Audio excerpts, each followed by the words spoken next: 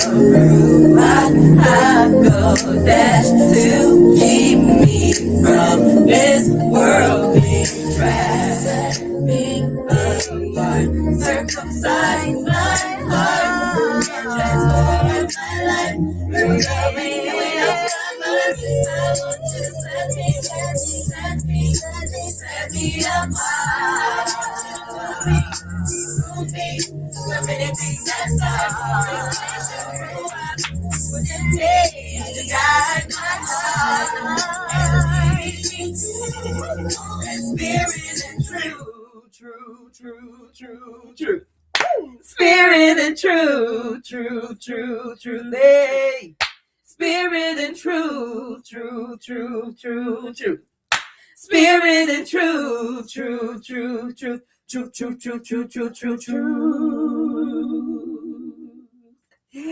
Shalom. Hey, y'all. Shalom.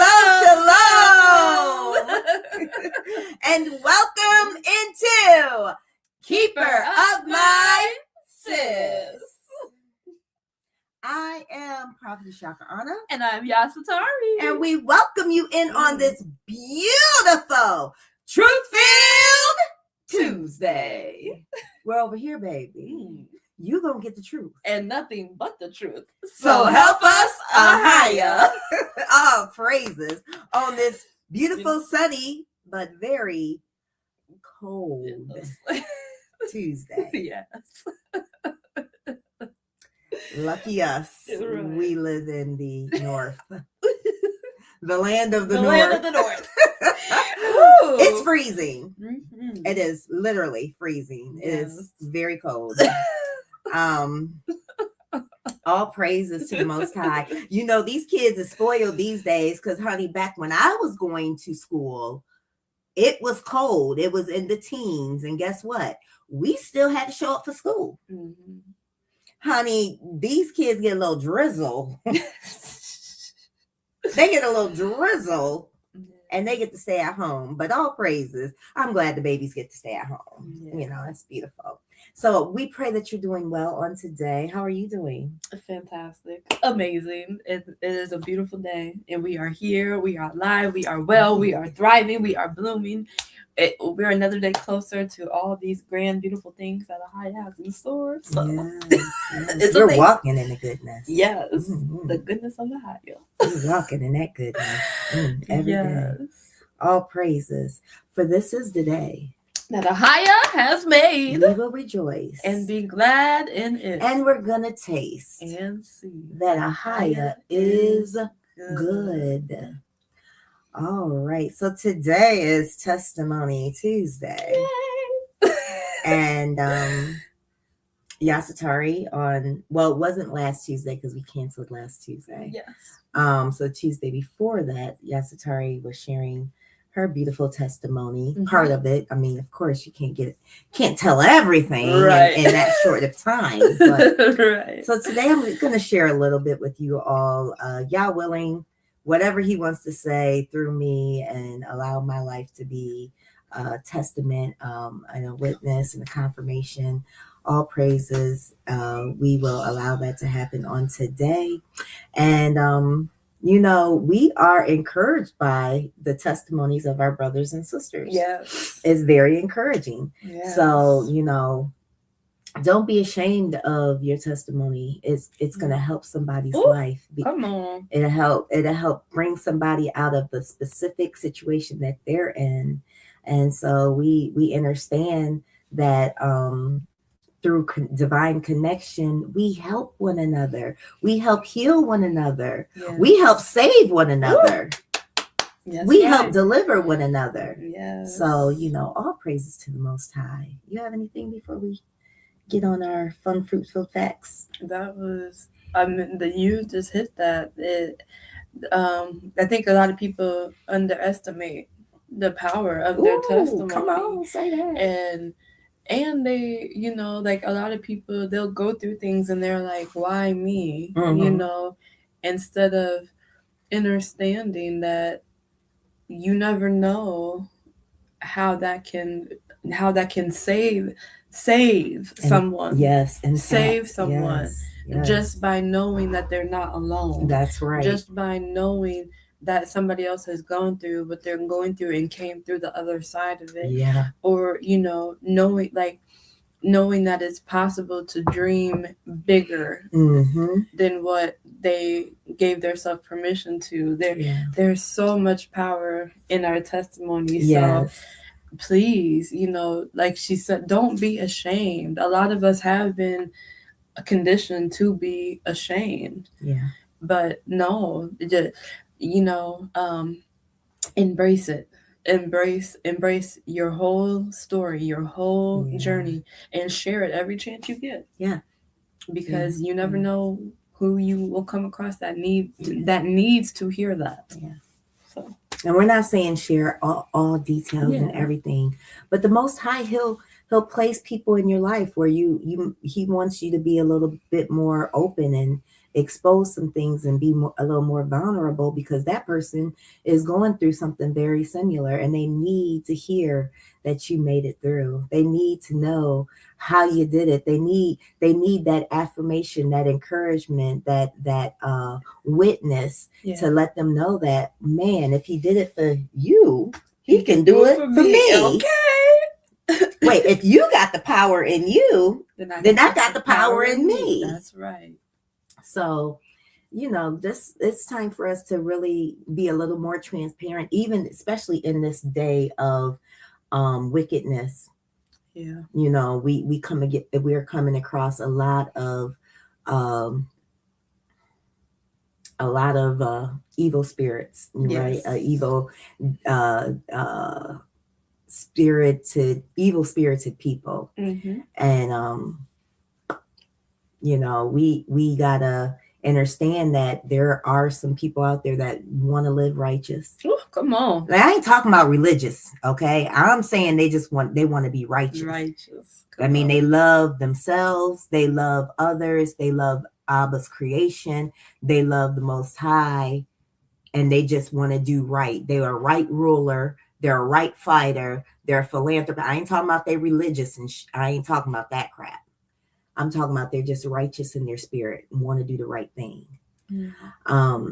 But that we come up against a lot of wickedness. We do.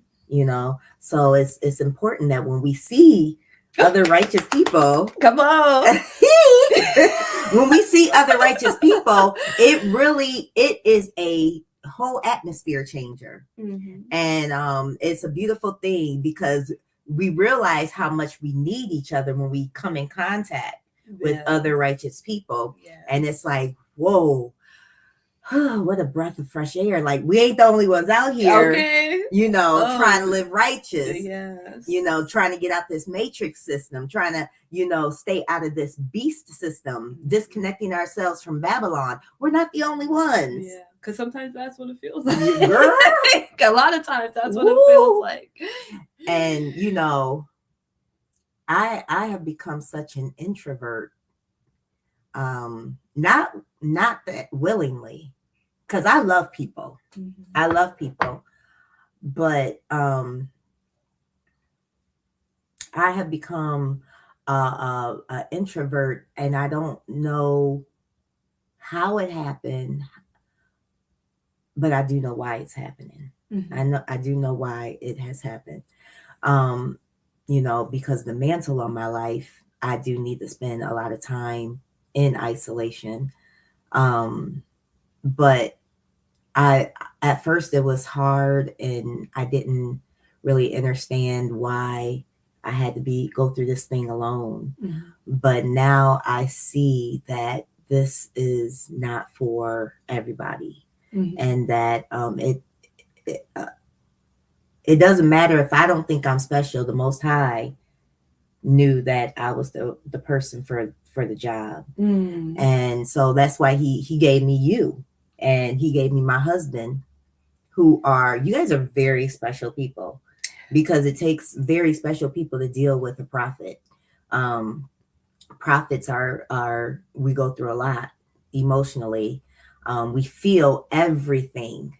See, real prophets, y'all don't deal with real prophets, them fake ass people that come to your church. Ooh, Y'all don't deal with real prophets. Real prophets are extremely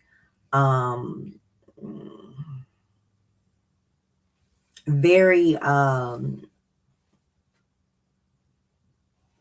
they're all about the Most High. They don't care about money. They don't care about success. They don't care about fame. They don't care about a name. They don't care about none of that BS. And they care about the people, and they care about making sure the people get the truth. That's why y'all don't know what a true prophet is, because a true prophet only carries the truth in their mouth. But prophets, men and women who have been anointed by the Father with the prophetic, they are there's very special people, but they're very I can't even describe the word. They got a low tolerance for foolishness. So they have to be around people that are wise, and people that understand them, that understand the mantle and the weight that's on them. And the Father has to put them around that one or two persons that understand that prophets can be a little, I don't want to say moody, but they just have a special character about them. A lot of times, most of the time, they're very direct people. And some people think that is kind of like mean or something, but it's not that they're mean. It's just that they're direct, and they've been conditioned by the Most High to say what they need to say, and not pussyfooting around, not sugarcoating, and they're very direct. So, I praise the Most High for Yasatari and for my husband, and especially that husband of mine. That man has been he's been a writer. He's been a writer. He has been in my life, seeing my journey from day one. From 20, this weekend is our anniversary. It'll be 23 years. So yeah, he's been seeing this whole evolution and leveling up spiritually in my life. For 23 years, he's had to deal with me. Poor fellow. But he, he was chosen for the assignment. He was chosen for the assignment. The Most High knows what you need, even when you don't know what you need. Even when you think he made the wrong decision, he know what you need. Most High know what you need. And so I'm so grateful, that he's placed these two people in my life that understand exactly who I am. And they may not always understand, but they know that there's a calling and a mantle on me, and they have chosen to be there to help and support and to encourage. So I'm grateful for that. I'm grateful for that. I'm grateful that our friendship is two ways. Yeah. I'm glad it's not one-sided. Yes. Because a lot of y'all got a whole lot of one-sided friendships. Well. I'm glad I got a friend that can help me where I need to be helped. I appreciate that. I really do. And I'm grateful. And it's the prayer that I prayed, and the Most High answered it. It's a special thing. It's a very special thing that a lot of people, they don't get to experience. So we are very Baruch. Because, yes, we are. Even since, look at it, since we've come into this spiritual journey, individually and together. Look at all the people that have fallen away through that time. They couldn't hang. They couldn't handle it. Yeah. But he gives us those that can. He, and I appreciate that you see me too. You see me too. Mm-hmm. Because that's very special. So I do. you see me too. And I'm still learning how to handle you. Because I've never, but literally, I've never had a sister relationship. So I'm learning how to handle Yasatari. Yeah. It's very weird because I've been a loner. I've been by myself. And I have a biological sister, but we've never been close. Yeah. Ever. We've never been close. I've never had that sister bond. Yeah. And I'm not saying that to bash anybody or anything like that. Right. It just is what it is. Right. I have an older sister. She's 5 years older than me, and we've never had a bond. Never. I got older brothers, and I've never had a bond with them either. So really, I'm learning how to be a sibling. Yeah. It's crazy. Yeah. I'm 49 years old, learning how to be a sibling. Yay. Oh boy. And it's crazy because I find myself going through the process like of being annoyed. Like, I got it. Really? We got to go to the gym together again? Like, and then I gotta snap myself out like, girl, you ain't never did this in all your life. Right. Shut up. Right. You got a sister now. Right. But I've been so isolated and so by myself for so long. It's like, right. But yeah, I can see how it. That would be. It takes some getting used to. Yeah, but I do really love it. I love having a little sister. And I was the little sister, now I'm the big sister. And I was the big sister, now I'm the little sister.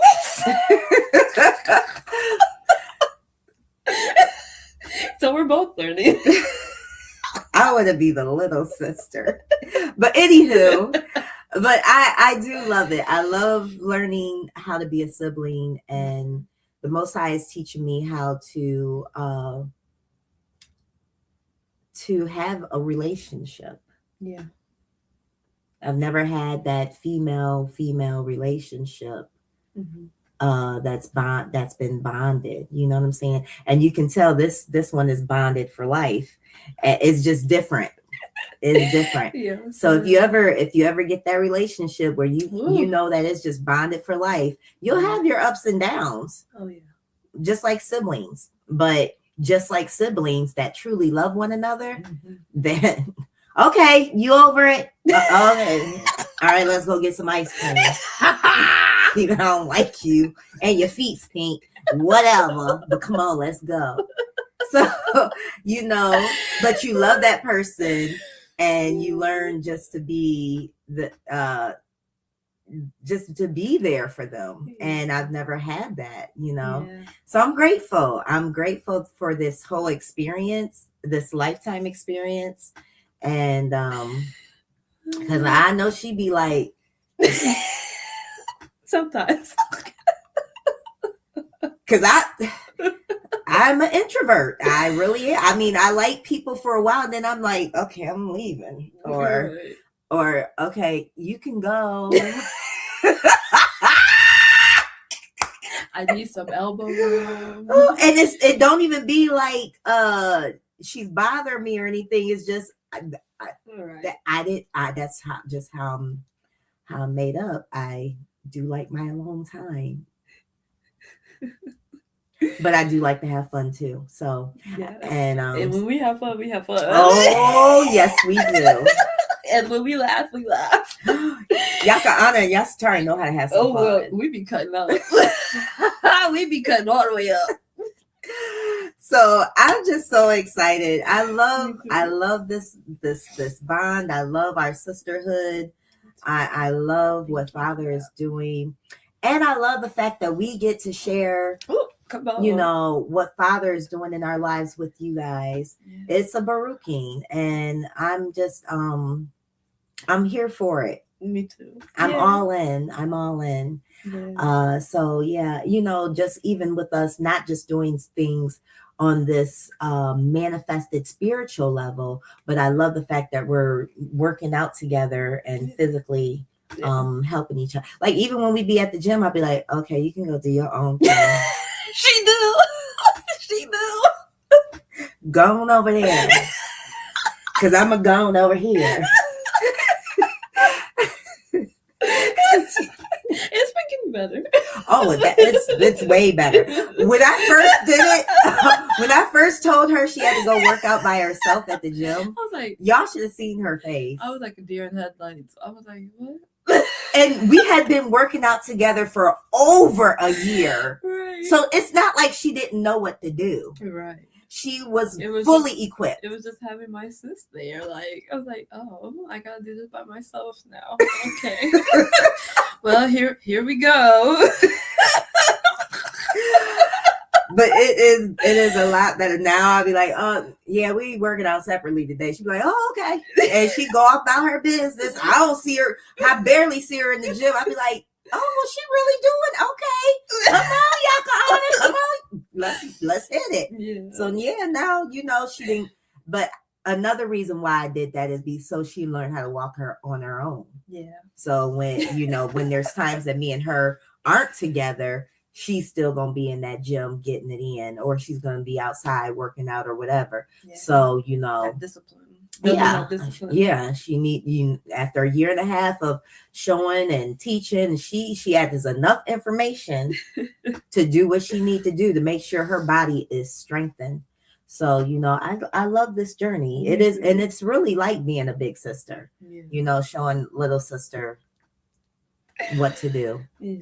And I'm glad I've been able to show you some things and help you through some things. And I'm grateful for it all because I need that guidance, and I'm better for it. Mm-hmm. So it's a beautiful thing, and I'm glad that I can be a Baruch into your life in my own way as well. Yes. And we're both better for it. Yeah, so. We are definitely, because I needed that sister.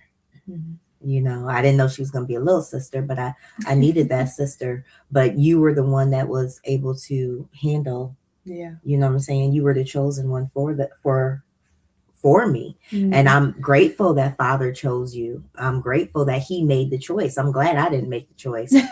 Oh God. Ooh, Lord have mercy. I'm so glad I didn't make the choice. Yeah.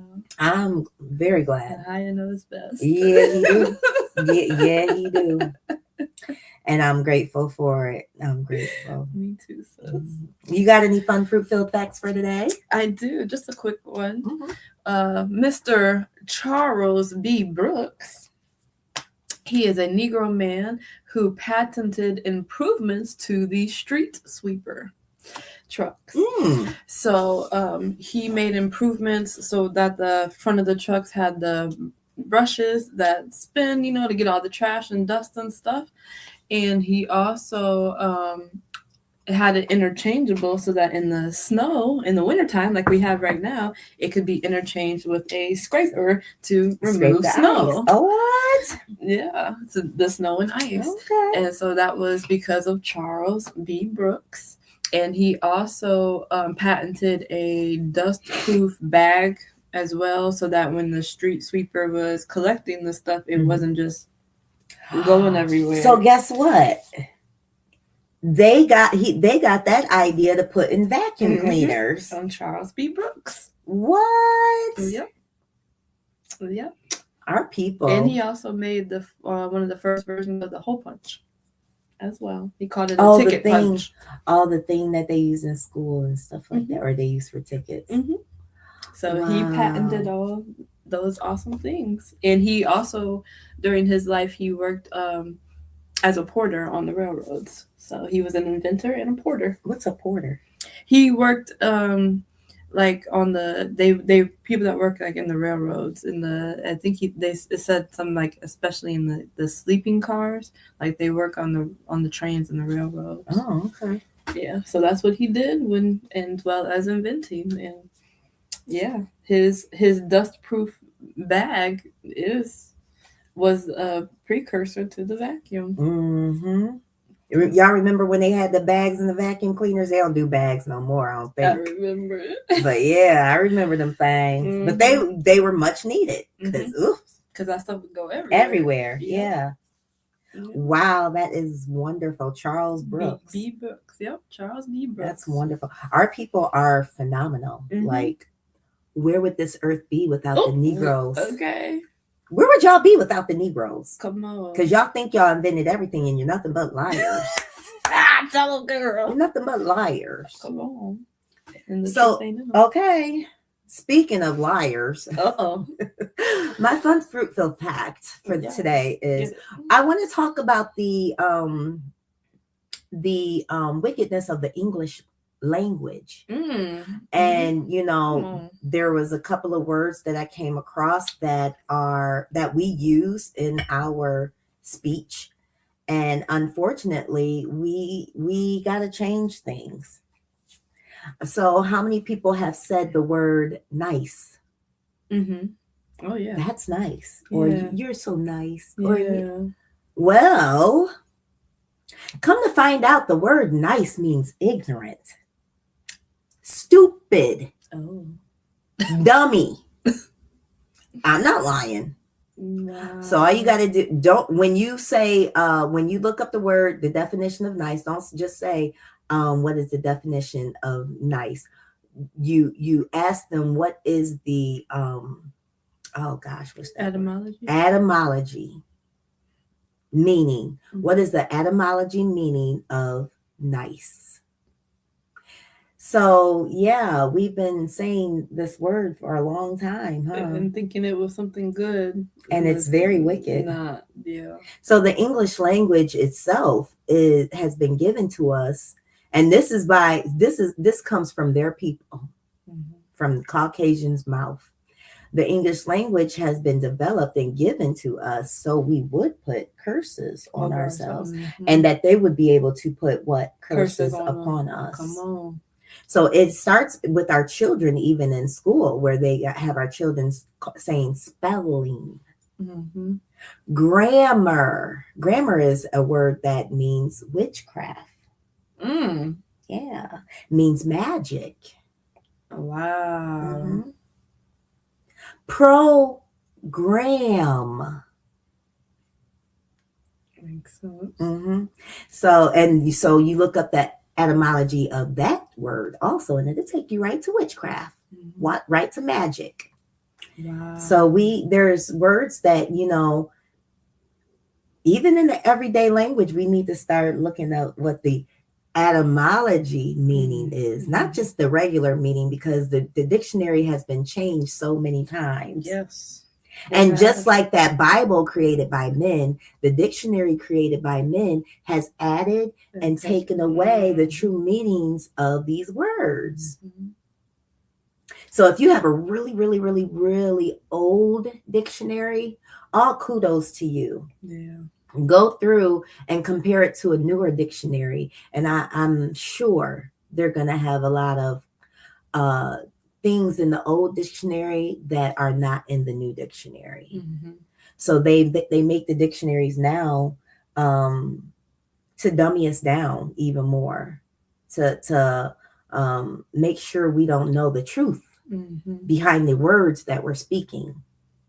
So just like we get mad when people call us a nigga, right? But we shouldn't, because if you look up the meaning of nigga, it comes from the word niggas, and it means royalty, king, emperor. So they was calling us the right thing from the get-go. Come on. So all praises. That's my fun fruit-filled fact. And I love that, because I enjoy reading, and I enjoy word games and I'm a very word person. And so I do love coming across the deeper meanings of words and learning about the deeper meanings of words. and even how they put English together. It's a collection of, Latin Greek, and Greek, and, all these different languages. So they purposely, like, that's how intentional they were with this whole witchcraft thing. They specifically took all these languages and pieced these words together and called it English to make curses and spells. Yep. So, but yeah. Good old America. Good old Caucasians. Yeah. So yeah, that was a wonderful fun fruit fact. Yeah, it is. It is. Oh, so be mindful of what you say. We just talked about. Come on. You are what you speak. So be intentional with your words and know what you're saying. Oh, my goodness. All right. So are you ready? I'm ready. To praise and worship. Praise and worship. Praise and worship. Praise and worship. Thank you guys for coming in and joining with us on today. We appreciate you coming on in here. Yes. Oh, for this is the day. Yours, this is the day. Okay. I put both on there just in case, but I wasn't. Okay. We could do both. Oh, okay. All praises. Praise this is the day. Okay. That YAHUAH has made. And we're going to rejoice. Are you getting spam calls? It means your information was leaked from a site that you visited and sold by data brokers across the web.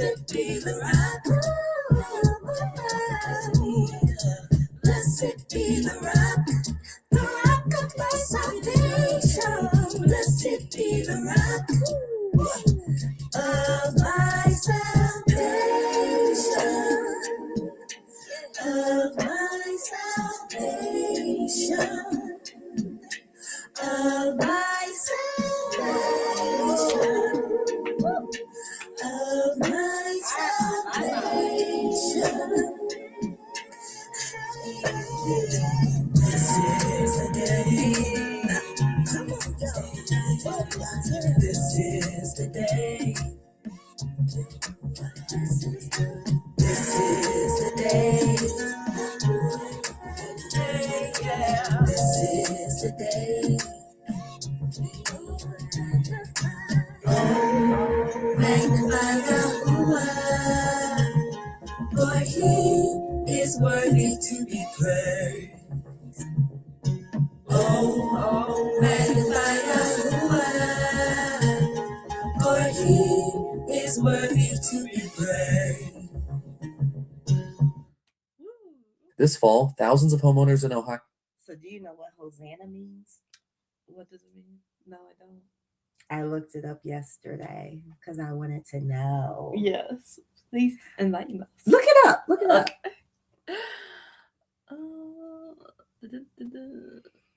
We're looking up what Hosanna means. It means, I didn't think it meant this, but because I thought it meant something else. But I'm so glad it means what it means. Oh, an expression Mm-hmm. of adoration, praise, or joy. No, the specific meaning, though. Oh.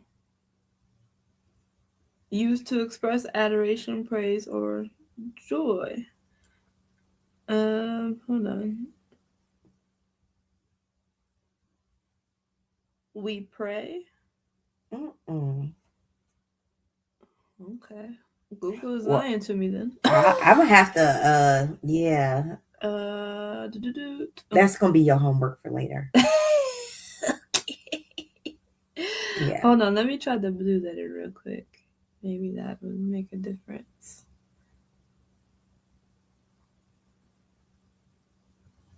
Because we know it's a word of adoration because they supposedly was, waving the palm trees and saying that to the dude on the horse, but Right. that's why I wanted to know what it meant. Okay, let's see. Oh, save. There we go. Oh, save. That's what it means. Oh, that's awesome. Oh, save. Mm-hmm. An exclamation of adoration. Mm-hmm. Oh, save. Oh, save. That's what it means. Yes. Hosanna means oh, save. Yes. Mm-mm-mm. Come on. I love that. Yes. That, I didn't know. I wasn't expecting that. Yeah. I wasn't expecting.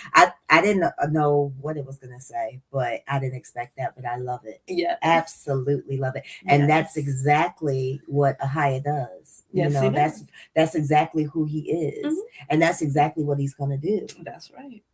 That's exactly what he's gonna do. Ain't that amazing? It is. I'm glad that's what that means too. Yes, yes. It's beautiful. It's so beautiful. Oh, all right, that's another fun fruit-filled fact for y'all. Hosanna means oh, save. Yes.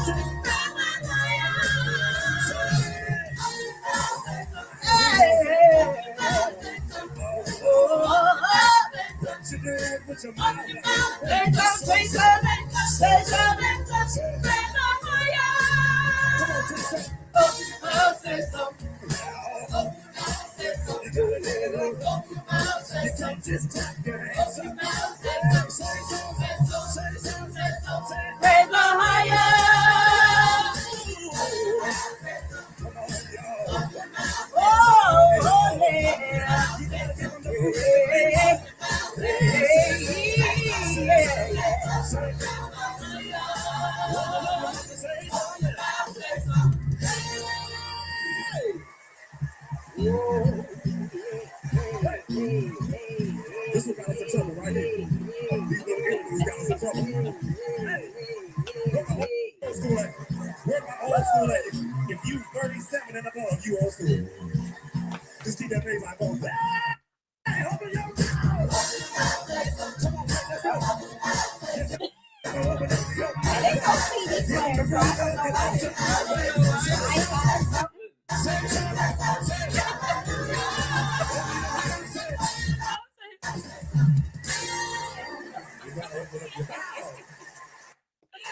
is good, but you gotta get the word out. Get the word out. I don't know what was going on there. Probably the Wi-Fi. It's so cold here, y'all. Yeah, Who knows? that's true. It is freezing. It is. Open your Here's what happens when you put coconut oil on your dog's hot spots. A lot of people hate the sound of a dog.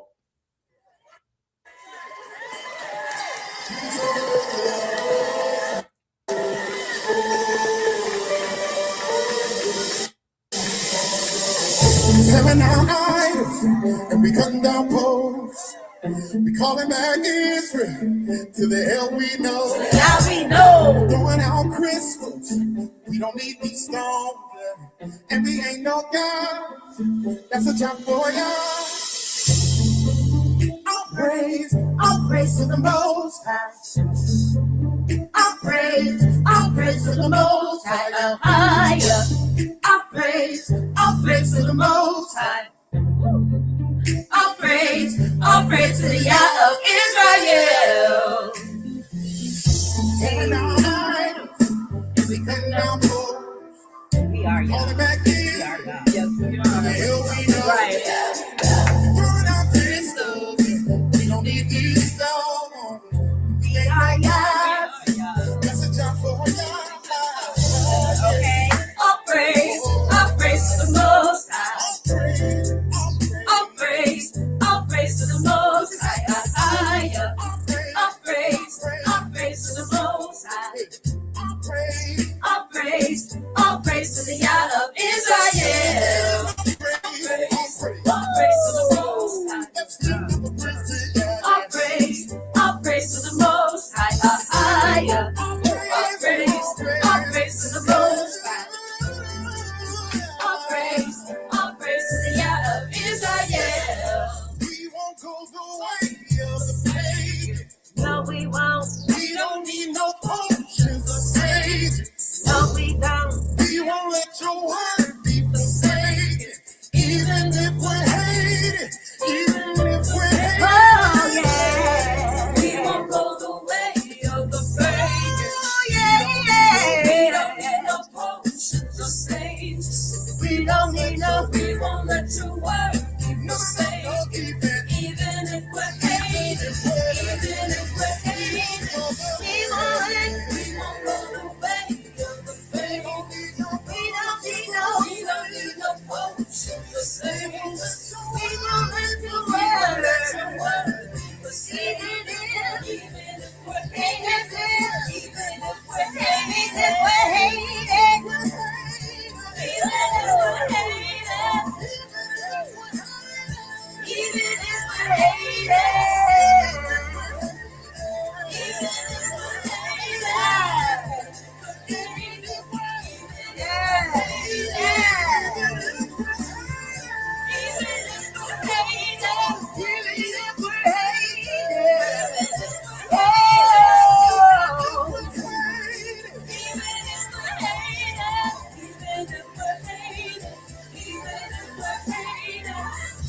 Tearing out idols, and we cutting out poles. Calling back Israel to the Yah we know. We throwing out crystals, we don't need these stones. And we ain't got Yahs, that's a job for y'all. Everybody help me say all praise. All praise to the Most High. I can hear you say All praise to the Most High. All praise to the Most High. all praise To the Yah of Yahweh. That song is fire. It is. It really is. It is fire. It We is. tearing down idols And cutting up groves. and tearing down groves. Man, what? And calling back Israel to the, To the Yah Yah we we know. know. To the Yah Yes. we know. Come on. All praise to the Most High. All praise to Most High, a higher. The Yah of Yasharel.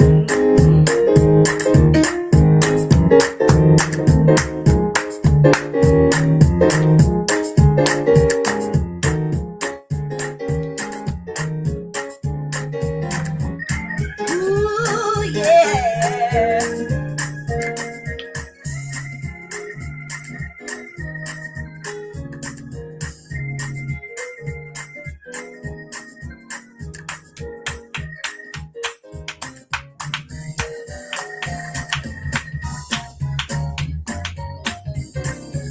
But this is the day.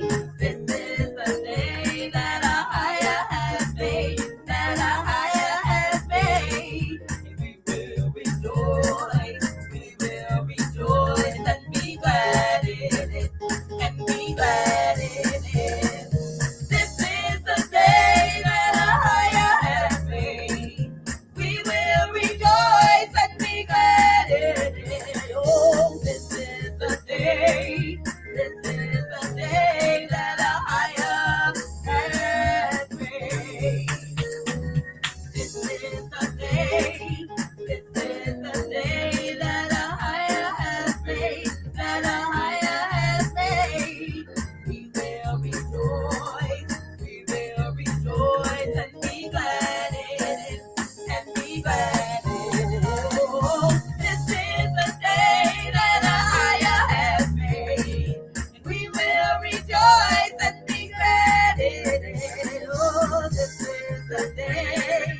This is the day that YAHUAH has made.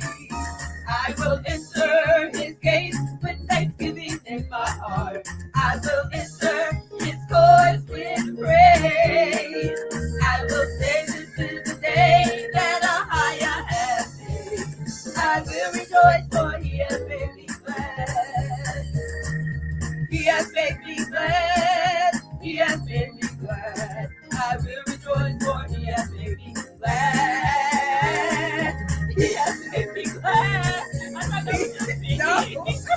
I will rejoice, for he has made me glad. This is the day. This is the day that YAHUAH has made. That YAHUAH has made. We will rejoice. We will rejoice. Oh, this is the day. Come on now. We will rejoice and be glad. Oh,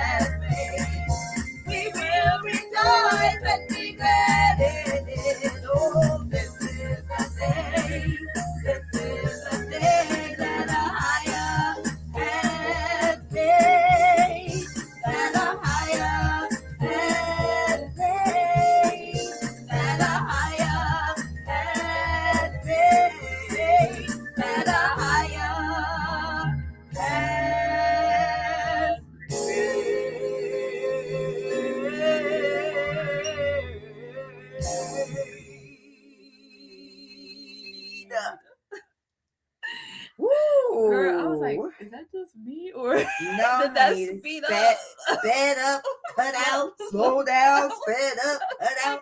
What is going on Woo-wee. here? It don't matter. We still praising him. Okay. All praise. Oh, We still getting our praise on. that's right. Can't nothing. Do you stop have an it. EBT card? We have some news for you. This special spending card.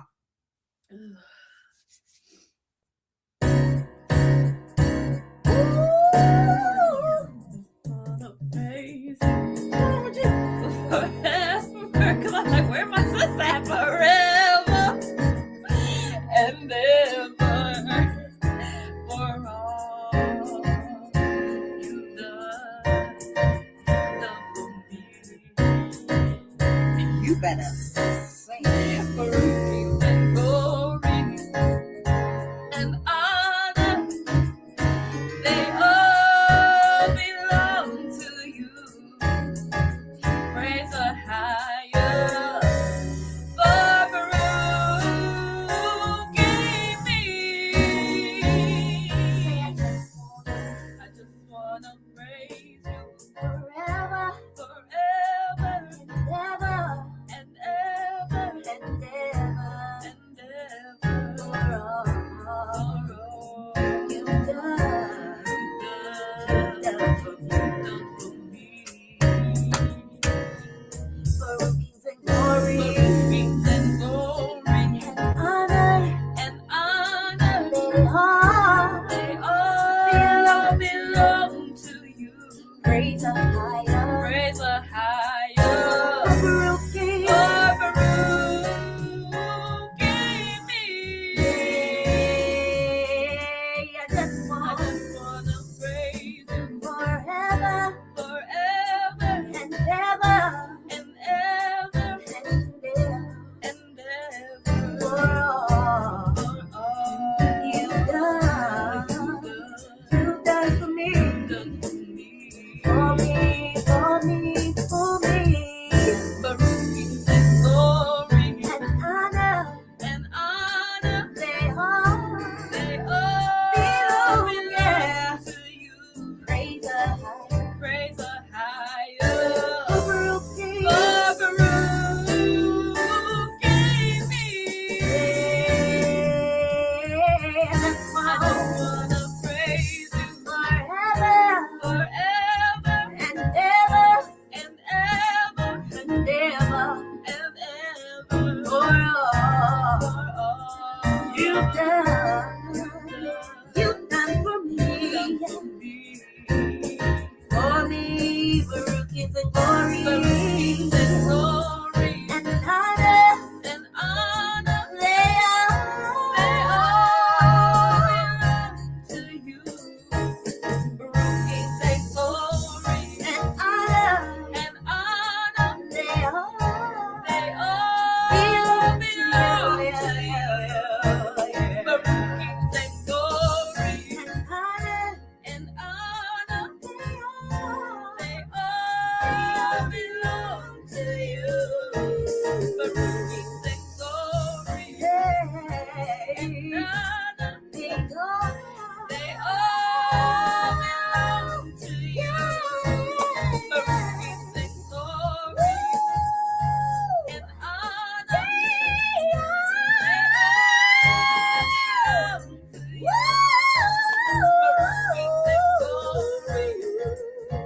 and honor, they all belong to you. Baruch and glory and honor, they all belong to you.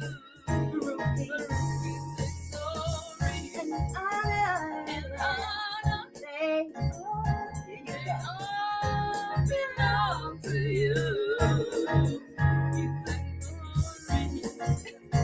And honor, They they all all belong to you. praise the highest. Praise the higher Baruch King. Baruch give me.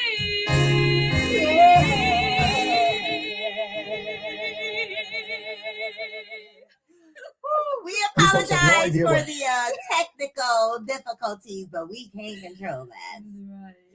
It's cold outside. Mm-hmm. I guess the phone said I'm cold. Okay. It's shivering. Right. Because it is. Come on, we got to praise. No, we don't start this up. Shut that down. Go take that out now. Yeah, we gonna restart because it's skipping already. You ain't gotta shut it down. Oh, just the app. Just that. Okay. Yeah. There you go. Sis. There you go. Yeah. Because they tripping. Okay. We gotta get all of this. All that skip did he do that? There we go. Yes. Still doing it here. Yeah. You wanna try shutting it down again? Yeah. Shut your phone down. Okay. Maybe it's your phone. Yeah. It's Something. yeah. I mean, Bear with us for a second, y'all, because we gonna praise him. Okay. Ahaya. Baruch Savior. Okay. He's worthy. Because he's worthy to be praised. Yes, he is. I don't know what's going on with the internet, the website, the Wi-Fi, the whatever, but it's cold outside. I'm gonna keep saying it. What's the temperature? Probably in the teens. Girl, I'm thinking this in the single digits for real. Let me see. Excuse me, y'all. It's probably in the single digits. It's cold. It's very 5 to 6 Fuck. degrees. I knew it. It's 6 degrees. It's y'all. 6 degrees outside. Y'all better be patient with us. It's 6 degrees outside. And in my back office, back here in my meditation room, when that wind comes from this direction, it just hits my office, and it's just cold. So y'all, look, we could have canceled. It's 6 degrees, but we love y'all. Yes. And we love the Most High, and we love doing what we do. Yes, we do. So All we here. praises. We're gonna give him all the praise, all the Right. glory. So hopefully this song works. Yes. Oh.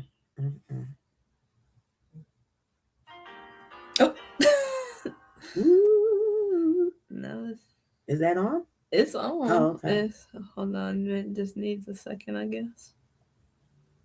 There we go. Now she reconnected. So now she reconnected and everything. Awesome sauce. We're gonna do that one more time. There we go. Okay. Everything's fresh.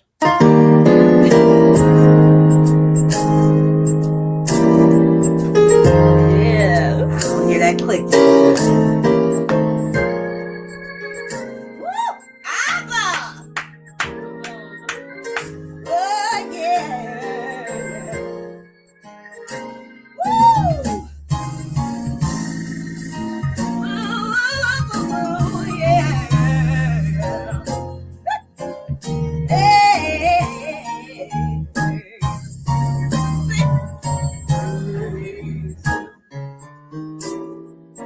Praise him. Praise him. Praise him. Ahaya. Baruch Savior. He's worthy to be praised. Praise him. Praise him. Praise him. Praise him. Ahaya. Baruch Savior. You're worthy to be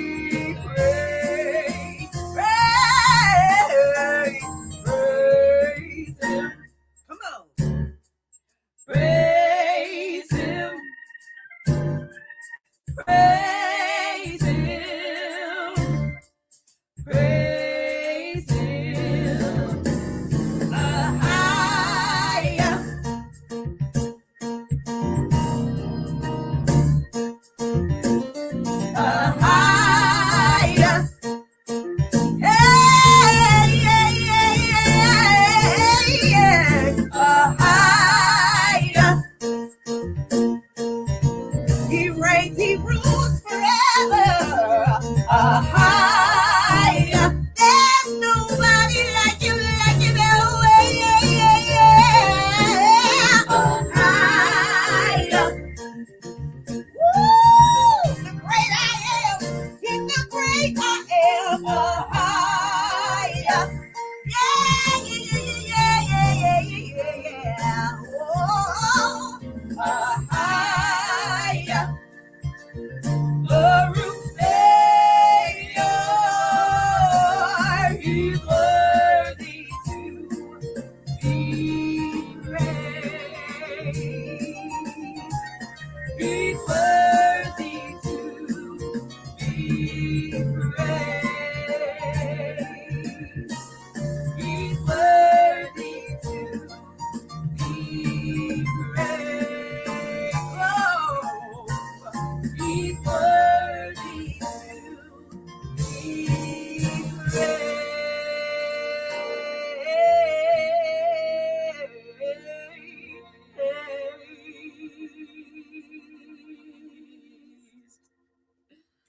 Oh, praises. Ahaya. Baruch. Savior. The one and only. Okay. There is none other. None other. None other. None beside him. Oh. None other. None else. Woo. One and only. True and living. Ahaya. Baruch. Ahaya.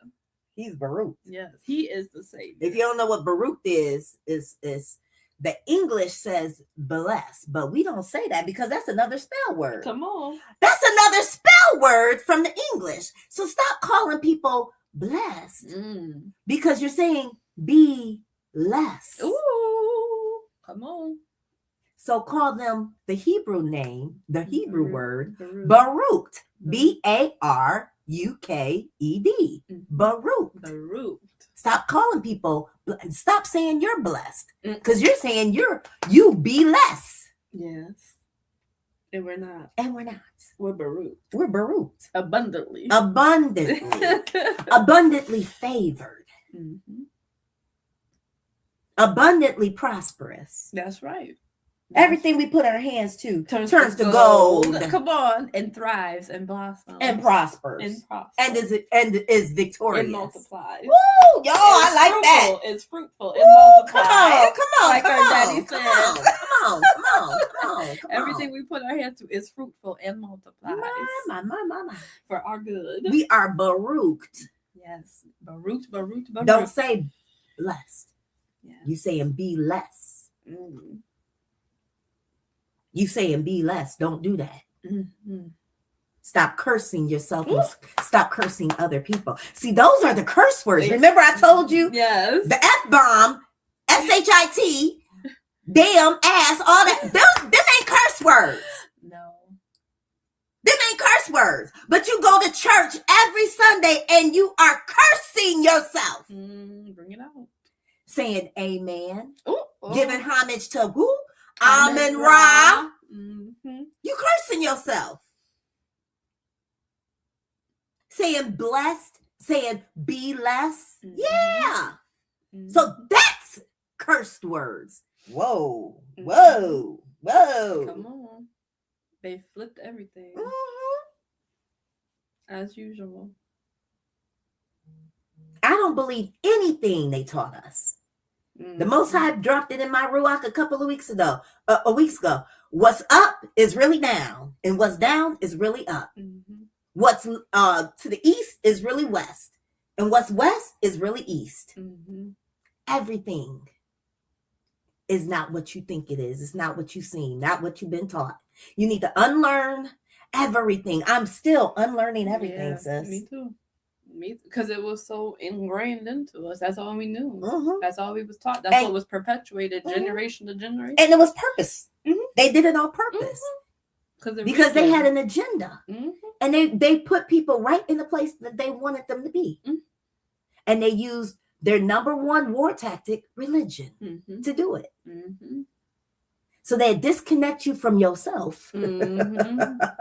They disconnect you from yourself and from nature Mhm. and connect you to this matrix Mhm. and got you looking for some man in the clouds to come save you. Mhm. I told you how retarded that is for a grown-ass man to be looking for another man. Where you think homosexuality came from? Oh boy. Where you think homosexuality came from? Mhm. You looking for a man to ride out the clouds and come save your black ass. Talking about you love Jesus. No, you too. You love Yahushua. You too. That's too much. Really? No. That's why homosexuality is so easy and prevalent in the religion. Mhm. Most of their rituals that they do in religion are homosexual rituals. Mhm. Yeah. Got you loving another man. Nah, dude. Nah.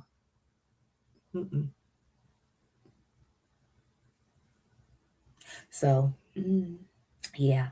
Mhm. I'm just saying, sis. Something ain't You right. making sense to me. Something ain't right. Exactly. Well, I love Jesus so much. You're a whole grown big dude. I can't wait for him to come save us. Save me. Mhm. Are you serious?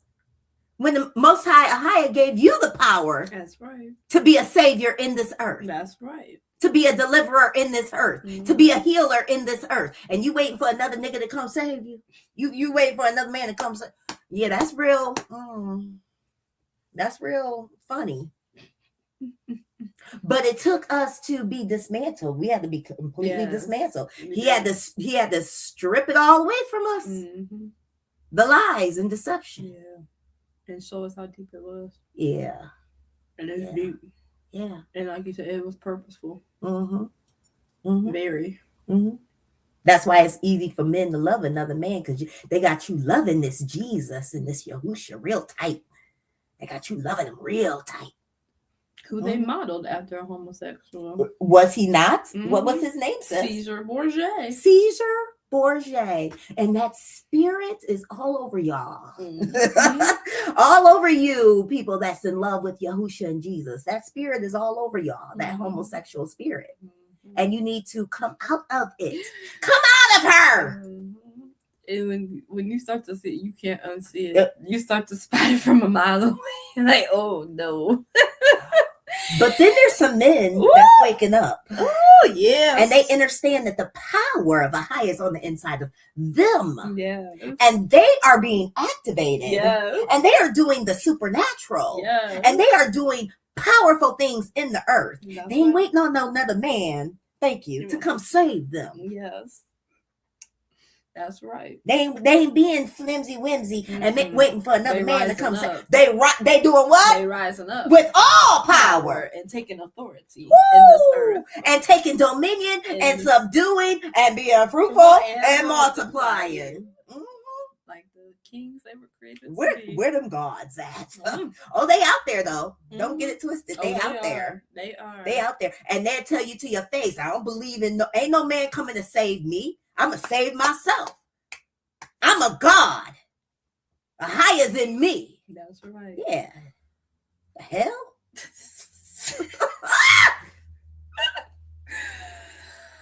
All praises. All praises. For the men out there that understand who they are. Come on. All praises. Shout out to you.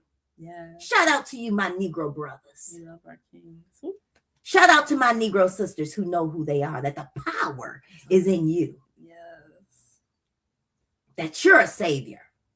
Yes. Ahia said, I'm going to raise up my saviors in the earth. Woo! That's right. What? And yes, he is. He ain't say nothing about I'm raising up Jesus. I'm raising up Yahushua. No, he said, I'm going to raise my saviors in the earth. Go ahead. Ooh, it says. Come on, Daddy. It's because we just did a study not that long ago. It's because they don't know what they need to be saved from. You get what I'm saying? Like people, because you think that you need to be saved from heaven, from hell. and that red guy with the pitchfork Come called on. the devil. That whole lying scheme. Yeah, but no, you need to be saved from religion and idol worship and this beast system and the lies and deceptions that you were indoctrinated into. That's what you need saved from. And who else? And the heathens, the white folks, the real devil. That's who I really talk about saving you from. Our The other nations. Yes. That's who he talk. He don't even talk about religion. He tell you stop worshiping idols. He tell you don't be religious. Yes. He tell you not to be religious. Put down your idols. Put down that graven image. Put down that cross. Put that wood. Put down that stone. Put down those graven images. Put down the heathens. Stop doing their traditions and their customs. He tell you come out of idolatry so he can save you from who? Your enemies. Who is a physical person, not a red guy with a pitchfork. You've been lied to. That's right. Woo. That's right. You've been lied to. Bamboozled. Sleeping with the enemy. And because you don't know who you are and because you're wrapped up in delusion, you are under that strong ass delusion. Yeah. You can't get fixed. You can't find yourself. Yeah. And when you can't find yourself and you're still stuck in that delusion, you can't operate in full power. Come on. And guess what else? When you can't get out of that delusion and you can't find yourself, you can't stop playing with yourself. Can't stop masturbating. Can't stop sleeping with Susie down the street who's married. Can't stop sleeping with Larry who's in the next city over and you married, but Larry's single. You can't stop doing the nasty stuff. You can't stop snorting that coke and popping them pills. You can't stop that stuff because you don't know who your ass is. And you're still drunk off that. Yeah, you still go to church. Mom and them praying for you. Praying to what? Idols. But see, the thing is, you got to come out of it for yourself. Can't nobody do nothing for you. You got to come out of it yourself. That's right. They praying to idols that don't speak, they don't look, they don't see, they don't walk, they don't talk, they don't do anything. That's why you can't get out of your delusion. You can't get out of your wickedness. You can't get right. You're still struggling. But put the idols down. Find out who you are. Because when you find out that you're royalty, when you find out that you're a god, when you find out that you are an empress, guess what? You start treating yourself better. Wait, I'm who? I'm from what tribe? Judah. I'm the chosen? Yes. Wait a minute. It's us? It's us. It's us. Yeah, we fit the prophecy. No other species on earth. It don't matter if we was already here in America. It don't matter if we came over here on boats. We, Negro man, Negro woman, fit the prophecy. The Africans don't fit the prophecy. We know the Caucasians, they definitely are not. No. The Asian folks don't fit the prophecy. Only the Negro man and the Negro woman. So if you look up the definition of the dark races, of the Africans, who their father is so-called Ham. He is the progenitor of the dark races. If you look in your Zondervan Bible dictionary, he is the progenitor or the father of the dark races, not the Negro. Because why? The Negroes are the Hebrews. We're the Hebrews. Yes, we are. They lie to us. They lie to the world. The world perpetuates. These other nations are kumbayan with each other and perpetuating the same lie of who the so-called Hebrews is and the so-called Jews. They are not those white, light, bright folks over there. They're not the Hebrews. We're the Hebrews. And no matter how we got over here to the Americas, whether we was here, because see, America could be, which is being brought out, America could be Canaan, Mm-hmm. the land that's always belonged to us. Mm-hmm. It could be. We don't know. There's so much information coming out now. We don't know. Mm-hmm. In Utah, there's a place called Jerusalem. Mm-hmm. Mm-hmm. Utah in Hebrew is what is it supposed to say? I'll have to get that for y'all later. But a lot of these names, they have a Hebrewic meaning to them. Mm-hmm. They're saying that the Mississippi River is really the what? The Nile River. The tree that so-called Noah built his boat out of, called gopher wood, is only here in the Florida area in America. Mm-hmm. Not known for any other place on earth. So, like I said, what's up is really down. Mm-hmm. What's down is really up. Mm-hmm. What's left is really right. Mm-hmm. What's right is really left. Mm-hmm. We've been lied to, and we have to unlearn a whole lot of stuff. And some things we won't know until the Father, for real, reveals it to us. Yeah. But he's doing the revealing. Yes. He's doing the revealing. And like I said, a lot of y'all still dealing with bad habits and can't get your mind right, can't get this right, that's because you don't know who you are. Mm-hmm. Somebody that doesn't know who they are is definitely going to be confused. Yeah. But when you find out who you are and how special you are and how anointed you are and that you are the Christ, you are the anointed one. Mm-hmm. Hoo-wee. Talk to him for a minute. I got you mad. I'm crying. All praises. Ooh, all praises. But yeah, identity is super important, because you're not, until you know your true identity, you're out of alignment. You're out of alignment. And it's so amazing that in this time and in this season, he's bringing the righteous back into alignment. All praises. We coming back in sync, in alignment with each other, with YAHUAH, with the rest of creation. And they knew they had to destroy all sense of our identity to keep us in bondage and to keep control over us and to keep us from taking back what is ours. That's the thing. They know how powerful we are. They know who we are. They're just counting on us not knowing who we are. And so it's very important that we come into the full understanding of our identity and walk in it boldly and unapologetically, and use our gifts and use our power and take everything back and restore righteousness, justice, and truth in this earth. And that's what we're here for. That and it's happening. It's not even something we're waiting for. It's happening right now. We are being gathered. We are being strengthened. We are coming into our full identity and power.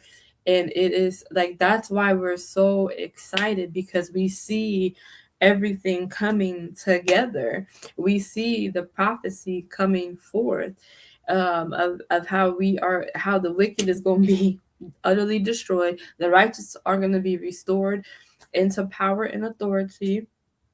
We're going to enjoy our inheritance, which is this entire earth, forever and ever. We're going to know all truth. It's going to be nothing but justice and righteousness and truth and rest and beauty. And it's like so awesome. So like, just to grasp the power of that, to know that everything is going to be replenished and restored for our sakes. And because this was created for our sakes. And now we haven't been able to enjoy it because of these heathens and what has been done to us. But now we finally are going to get to enjoy everything that was intended and created for us, and do all that we were created to do. And no one shall make us afraid. No one shall stop us. No one shall oppress us anymore. And like, that is so exciting. We wish more of our people was more excited. But That's because they don't know who they are. But you don't know who you are, so you don't understand all this. Yep, that's exactly right. Yeah, you know, that's the first step. Yeah. Or some just don't want to believe it. Like, you know, they like being in their Christianity. They like being in their religion, whatever religion is that they are. That's comfort. You know, that's their social club. That's what they know. That's what Granny and them taught them. So, you know, Granny and Mama and them, that's what, you know, we gonna do what they do. Yeah. They love their pagan holidays. So, you know, with receiving and accepting truth, it comes with change. Yeah. You know, you have to make a decision. Okay, so here's this truth. Am I just going to continue the way I've been going, or? Yeah. And if you decide to accept the truth like we did, guess what? Ooh, we had to make some changes. Yeah, we did. We had to make some changes. And they were wonderful. It wasn't grievous. No. Or anything. No. It felt right. It felt aligned. Making those changes, it was freedom. Yes. But freedom was foreign to us. Yes. So we like, wait. when you ain't never been free. Right. Woo! Yeah. I was never free to be me. Right. So when I was never free to be me, the authentic me, when I became free, it was like, it's that you could get into that, what do you call that syndrome? Stockholm syndrome. Mm-hmm. Like a lot of slaves, so-called the civil rights war, or what was it called? The civil rights war. Yeah. Oh, okay. Well, girl, the Civil War. Yeah. When they was calling themselves freeing the slaves, some of the slaves didn't want to be free. Right. They was like, free? What that mean? Right. That's what a lot of y'all talking about. Free? What that look because like? It's so foreign. You don't know what it is to be free. Can't even imagine. Oh. So you have that Stockholm syndrome. No, I'm gonna hang on with Jesus. I'm gonna hang on to the cross. Mm-hmm. And no, I don't know about all that. We ain't no damn Jews. We ain't no Hebrews. Okay, yeah. And I've literally heard people say that. Yeah, because they don't understand the power and the authority and everything that comes with it. If you only understood.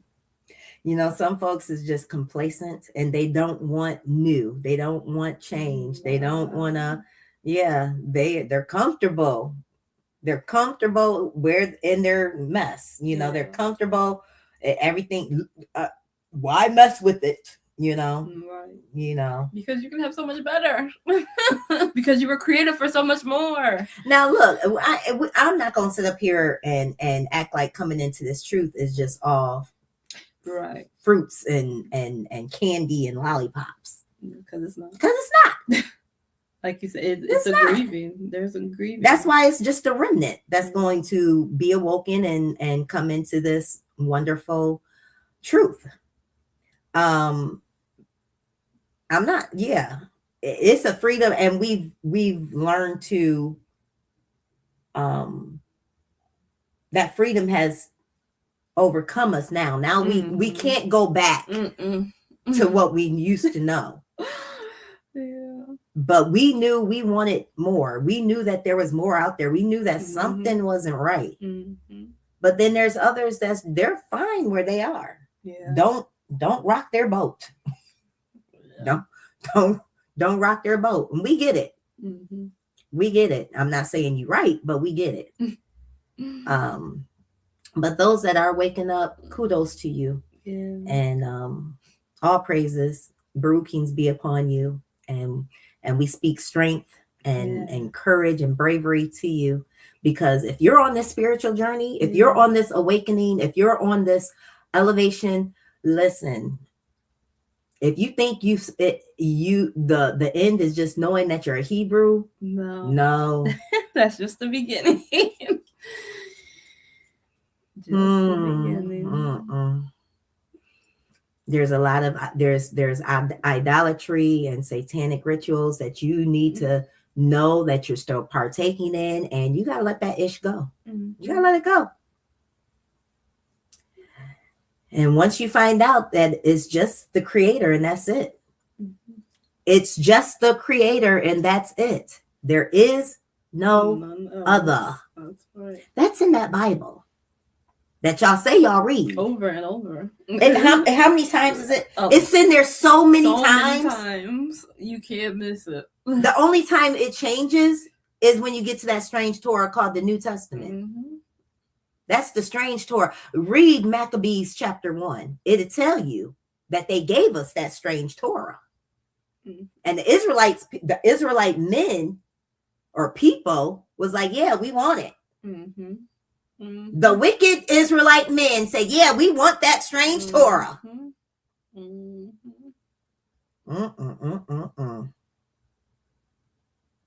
Y'all say y'all read that Bible. You really need to read it. Come on. And start putting the puzzle pieces together. But if you don't have the Ruach HaKodesh, if you ain't got the Ruach HaKodesh, that ain't going to happen.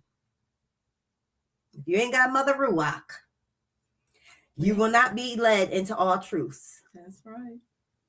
It won't be revealed to you. That's right. You got to have the spirit of the creator inside of you. But yeah, if you think that just being Hebrew, oh, I know I'm Hebrew. Shalom. Shalom. Shabbat shalom. Shabbat shalom. Yeah, no, that ain't it. There's way more. There's way more. Much more. Much more. And it's going to break your heart because you're going to find out you've been worshiping this idol called a Messiah. You've been partaking in satanic rituals called baptism. Some of y'all drinking blood and eating flesh called communion. Yeah. See, the Most High, when you read that Bible, you find out that the Creator does not partake in the shedding of what? Innocent blood. He says this over and over. Now, if he does not partake in the shedding of innocent blood, and it's a what? An abomination to him? Why would he kill a man? He wouldn't. He wouldn't do it. He wouldn't do it. That's why you have to put the puzzle pieces together. That book called the Bible, it ain't all about the Most High Creator. It was added to and taken away from and manipulated. Yeah, very much so. That's why you need the prophets, the true prophets. Come on. To expose the truth and the lies. All right, sis. I guess let me start with my testimony. I sing my song when I'm done with my testimony because we ain't about to be up in this cold room much longer. Oh, praises. We thank you all for being with us. Testimony Tuesday. Where do I? What's right? Where to begin? I was raised in Christianity all my life. That's all I've ever known. Born in it. My father has been a musician in the church, minister. Now he's a bishop. He's been a bishop for years and in the Christian arena. My mother, she's always been very active in the church. She's an evangelist. And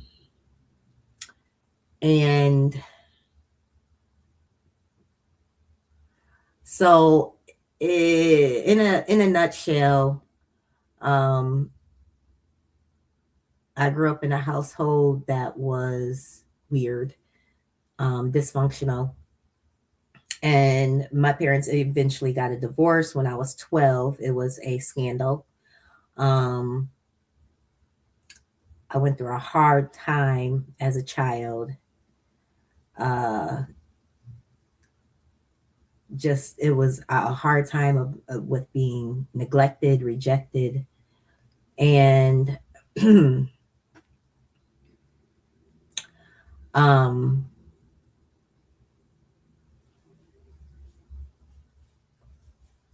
I was, had to see a lot of stuff that was not meant for little children to have to experience and go through. You know, I was molested also growing up, and my parents, like I said, they divorced when I was 12, and I became a teenage mom at 17. And my mom kicked me out of the house, and I was homeless, and I went to live with a couple of different other family members that took me in for a season. And finally, I got my own spot and tried to continue to go to school to get my high school diploma.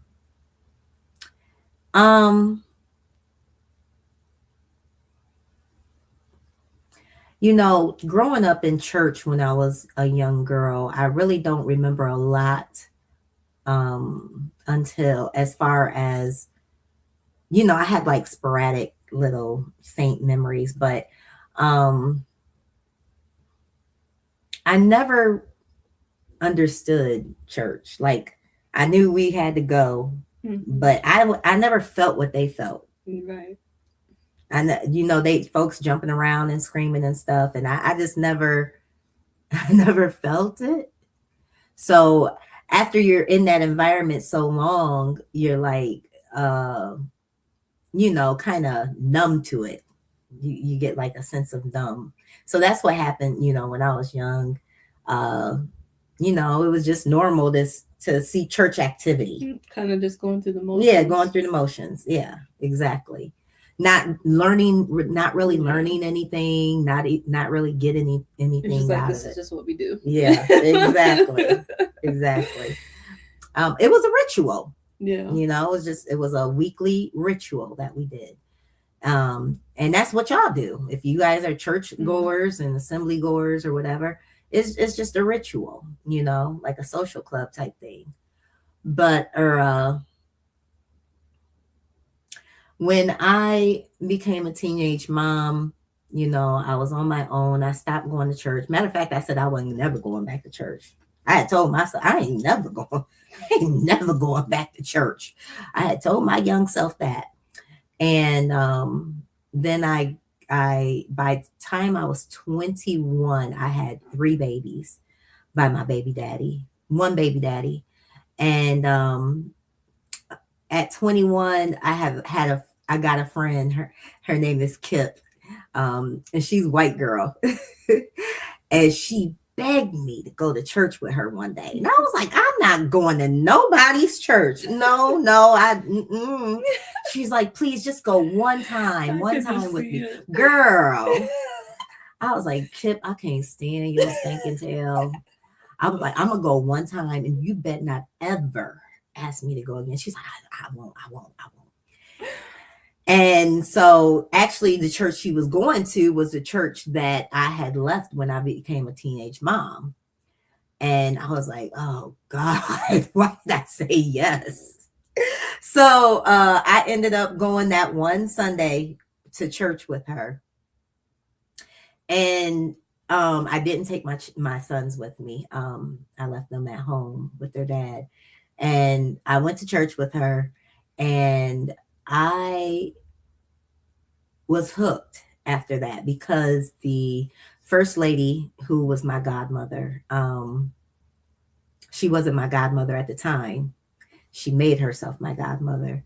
But the first lady, Lady Jones, just showed the love that she showed me. Yeah. It wasn't, I didn't feel no spirit or nothing like, it was just the love that she showed me. Yeah. And I was hooked. I was like, oh, I want to be around her all the time. I get it. And I wanted to be around her all the time. I'm like, I want to be just like her. And she was so sweet. Yeah, I get it. So that's what hooked me, was the love that she poured out on me. Yeah. And so I started being a churchgoer. And you know, I was like, I told my baby daddy, I said, we can't be together no more. it was over. Some situation had happened that just really sealed the deal. And I said, no, I can't do this. You got to go. And he thought that it was one of our breakups, and we always broke up and made up and broke up. No, I was done. I said, Cut off. tell your mama come get you and your stuff, and it's over. And it was really over. I surprised myself. It was really over. And through that time, I had my 3 children, but then I started having a disability with my eyes. My eyes started losing its central vision. And I thought I was going crazy. I was like, why? I can't read. I can't focus. Like, what is going on? So I finally, went to the eye doctor, and they couldn't help me. So they sent me to a specialist. And so I went to the specialist, find out I have an eye disease, and then come to find out it's something that runs in my daddy's side of the family. And so now here I am, a young girl, basically young lady with three children, have a visual disability, given the diagnosis that I will be completely blind by the time I'm in my 30s. And so I don't know what to do. So I'm just living my life, praying to Jesus, you know what I'm saying, trying to do the best that I can as a single mom. And one day I'm working at a factory, and I'm working at the YMCA. And the man who is my husband now, he was a member at the YMCA. I didn't know him, and he saw me and he started stalking me. He started courting me. And I was getting these flowers sent to the job, and flowers left on my car, and big, huge bouquets. And I was like, oh my gosh, who is this dude? Like, what in the world? So, we would talk. He would come up, he would be at my job, call himself working out, but he was really trying to find Yahca'Anna. But we would talk or whatever. And then he asked me out, and I told him, I was like, I ain't going out with you, but you can meet me at my church if you want to. And lo and behold, I thought that would just, shoo him away for real. And lo and behold, me and my kids, we sitting in church on Sunday. I forgot all about inviting this man to church. And then all of a sudden, I hear all these people whispering. And I see out the corner of my eyes, I see some roses, and I'm like, I was so surprised. I was like, oh my goodness. I was surprised. I was shocked. And there was no room on the bench for him to sit. So he handed me this big old thing of flowers. And then he turned around and went and sat in the back of the church. And that's when I knew. I was like, oh, he's different. He's different. Yeah. Okay. And so then about maybe 2-3 months later, he asked me to marry him. And we was married, I think maybe 6 months later. It wasn't a full year. It was not a full year. Everything happened so quickly. I think he proposed to me September 6th, matter of fact. Yeah, I still remember the date. September 6th, and we were married January 25th. I told y'all our anniversary is coming up this weekend. Hey. 23 years and counting. But so yeah, that's when I met that special guy. Which was a Baruching. Poor fella. I don't think he knew what he was getting himself into at all. And so we've been married, and he was going to a certain church, but he switched to start coming to my church. And so we were going to church as a family, and I was a faithful member, choir member, choir director, a faithful member, and we was making sure we was tithing. From his job, my job, if I had a job at the time, yeah, we was tithing, and we raised our children in the religious organization. And that's what I knew. Mm-hmm. And the Most High started dealing with me at the Black church that I was going to.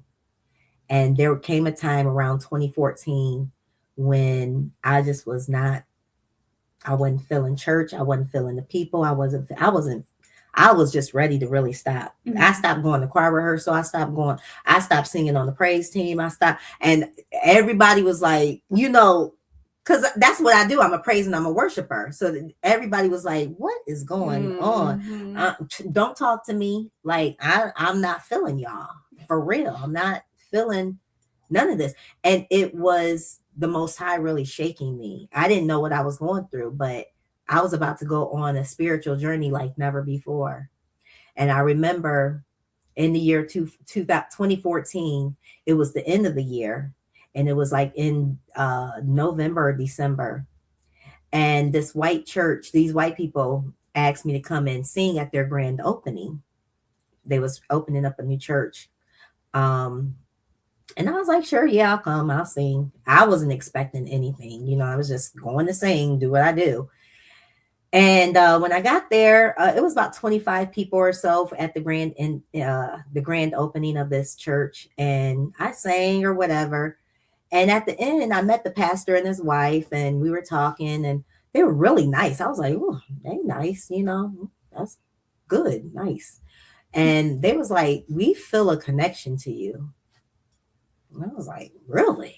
I was like, okay.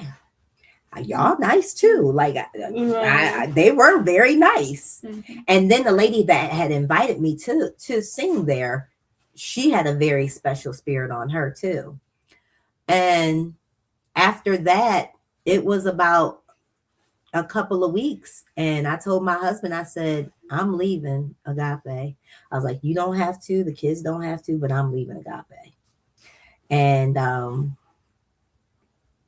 I put my 2 weeks notice in, or whatever, my letter of leaving. Mm-hmm. I put my letter of leaving in, and resignation. Yeah.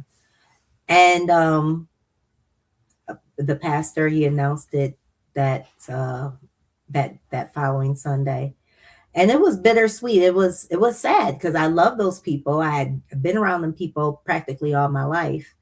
And but it was just time for me to go. As much as I loved them, I didn't really have a real strong relationship or connection to them.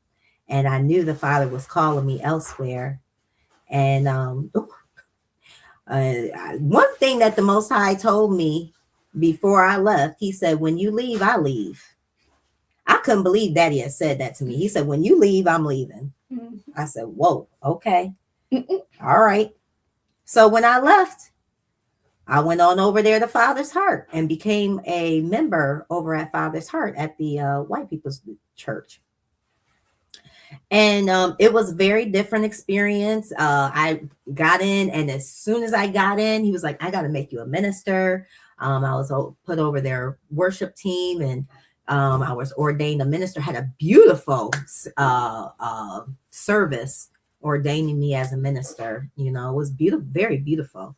And, even all of that was part of my journey. I was supposed to go through all that. Mm-hmm. People don't understand. You can't spite the journey that you go through, because everything that you go through leads up to where the Most High wants you to eventually be. Mm-hmm. And we don't even stop there. There's so much more. Mm-hmm. But becoming a minister was wonderful. But when I became that minister in 2015, I knew that I did not want to preach lies. I wanted to be real and authentic. Right. And so in 2015, I started going there. I was over the praise and worship team. I was a minister, and the church, when I say that church started to grow, honey, that little 25 members they did have, it wasn't even a year. They was sitting about 300 deep, and it was amazing. And the praise and worship team that I had was amazing. I wasn't used to the music, and I'm not talking about the songs. I'm talking about, you know, they're musicians. I'm used to our type of musicians, but it was an adjustment. Yeah, it was an adjustment, but their hearts is what made it so beautiful. Yeah. I didn't have a bunch of gospel singers. You know, I had white folks singing on the praise team, and you know, hey. So we was all learning each other, but it was beautiful. There was a pureness and an innocence. You get what I'm saying? Mm-hmm. So that went on, and the church was growing, and I, you know, started telling the pastor, I was like, listen, I want to be discipled. I want to know, I want to be discipled. I want to know this word. I want to know the Bible so I can make sure I'm preaching and teaching the truth to people. You know what I'm saying? So yeah. We'll do disciple classes, blah, blah, blah. Well, a couple years done passed, and I'm still waiting on discipleship, right? I want to be discipled. And don't get it twisted. I was at Bible studies or whatever they had going on. I was right there, you know, seeking to learn more. The presence of the Most High was there. And there was a specific Sunday. There was a specific Sunday. See, this is why I know that the Most High resides in people and not in buildings. Because see, he winks at our ignorance when we're ignorant. He does. He winks at us not knowing. Mm-hmm. We just don't know what we don't know. Right. So there was this specific Sunday, and the worship was just amazing. And I don't know if people were telling testimonies or what was going on, but the power of the Most High hit me. He stirred up in me. And when I tell y'all, I fell out. And I don't do that. I fell out, and it was like I fell on a whole tub of cotton or pillows or feathers. I felt nothing. Nobody caught me. I just fell out. And when I laid on them pillows and cotton or whatever, and I was out on that ground, y'all, I couldn't move. And all I could do is tears just streamed down my face. And I wanted to get up. I tried to get up. You know, you fall out. Yeah, I'm trying to get up. And the weight of the Most High's glory was sitting on me. And he was just sitting. His glory was sitting on me, literally. And I didn't know it then, but I know it now. He was anointing me as a prophet. Mm-hmm. And he was anointing me to be the woman of Yah that he created me to be. After that Sunday, I pressed into the Father so hard. And the question that I asked him was, who am I? I want to know you more. Who am I? Why am I here? What do you want me to do? Yeah. Who am I? And as soon as I said that, and I wasn't even a YouTube watcher or nothing. I would go on YouTube to find music, and that's it. Right. I'm on YouTube looking for praise and worship music for my team. I'm on YouTube, and I see these black guys standing on the corner talking about, you ain't no nigga. You ain't black. You a Hebrew Israelite. You the people of the book. You the people of the Bible. And then I see these pictures they have, and they have white Caesar Borgia, white Jesus, and they have like him in a circle with a line, and then devil's ears, saying that's the white man's God. That's the white man's God. That cross is an idol. That man is a graven image. I'm like, what? So I was like, wait a minute, my ears perked up. I couldn't get it. I couldn't get enough. Mm-hmm. What you mean I ain't black? What you mean I ain't no nigga? What you mean I ain't African American? What? So then they take us to Deuteronomy 28. And they read Deuteronomy 28. And from 15 all the way to 69, it tells the whole Atlantic slave trade story. Mm-hmm. It tells everything that our people are still going through to this day. We the only folks. We the only ones that fit that. Deuteronomy 28. Mm-hmm. There is no other people on the face of this earth that fits that. So I was hooked. So I had to start diving and finding out for myself what's going on. But like I told y'all earlier, just because you find out you the people of the book, the story don't end right there. Come on. And that's so many of our people, they just switched one religion for another.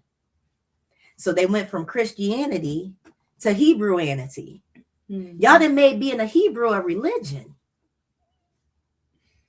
Being a Hebrew is we're a nation. We're not a religion. Yeah. We don't worship idols. We don't worship wood. We don't worship a man.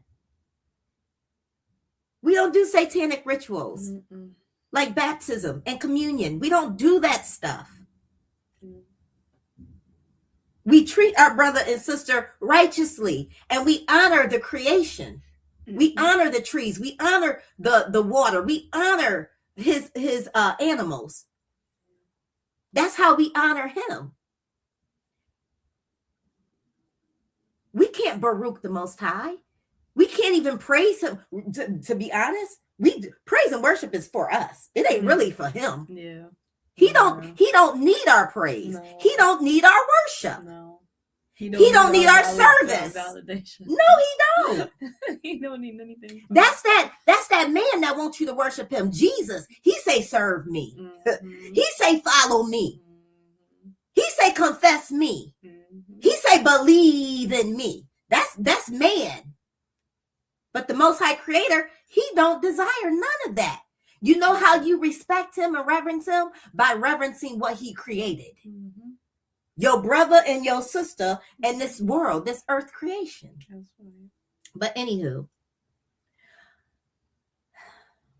that's how I got into finding out who I was. A Hebrew Israelite, tribe Judah. And my life has never been the same again. I feel like I've told you guys my story before. I don't know. You got any questions for me? Oh. Because my whole journey from, when did me and you meet? It's about 2022. Yeah. So the whole journey from about 2022 till now, we've actually been on here pretty much. So you guys have watched me go from believing in Yahushua and believing that there was a heaven and a hell, believing that we should be baptized, believing in Black Jesus, whatever. You guys see me evolve from leaving that stuff alone. That's idolatry. Now we're in a place now where we don't worship idols. We don't burn no sage. We don't what is that? Crystals. We don't do none of that buffoonery. We don't do baptisms. We don't partake in communions. We don't do any of that.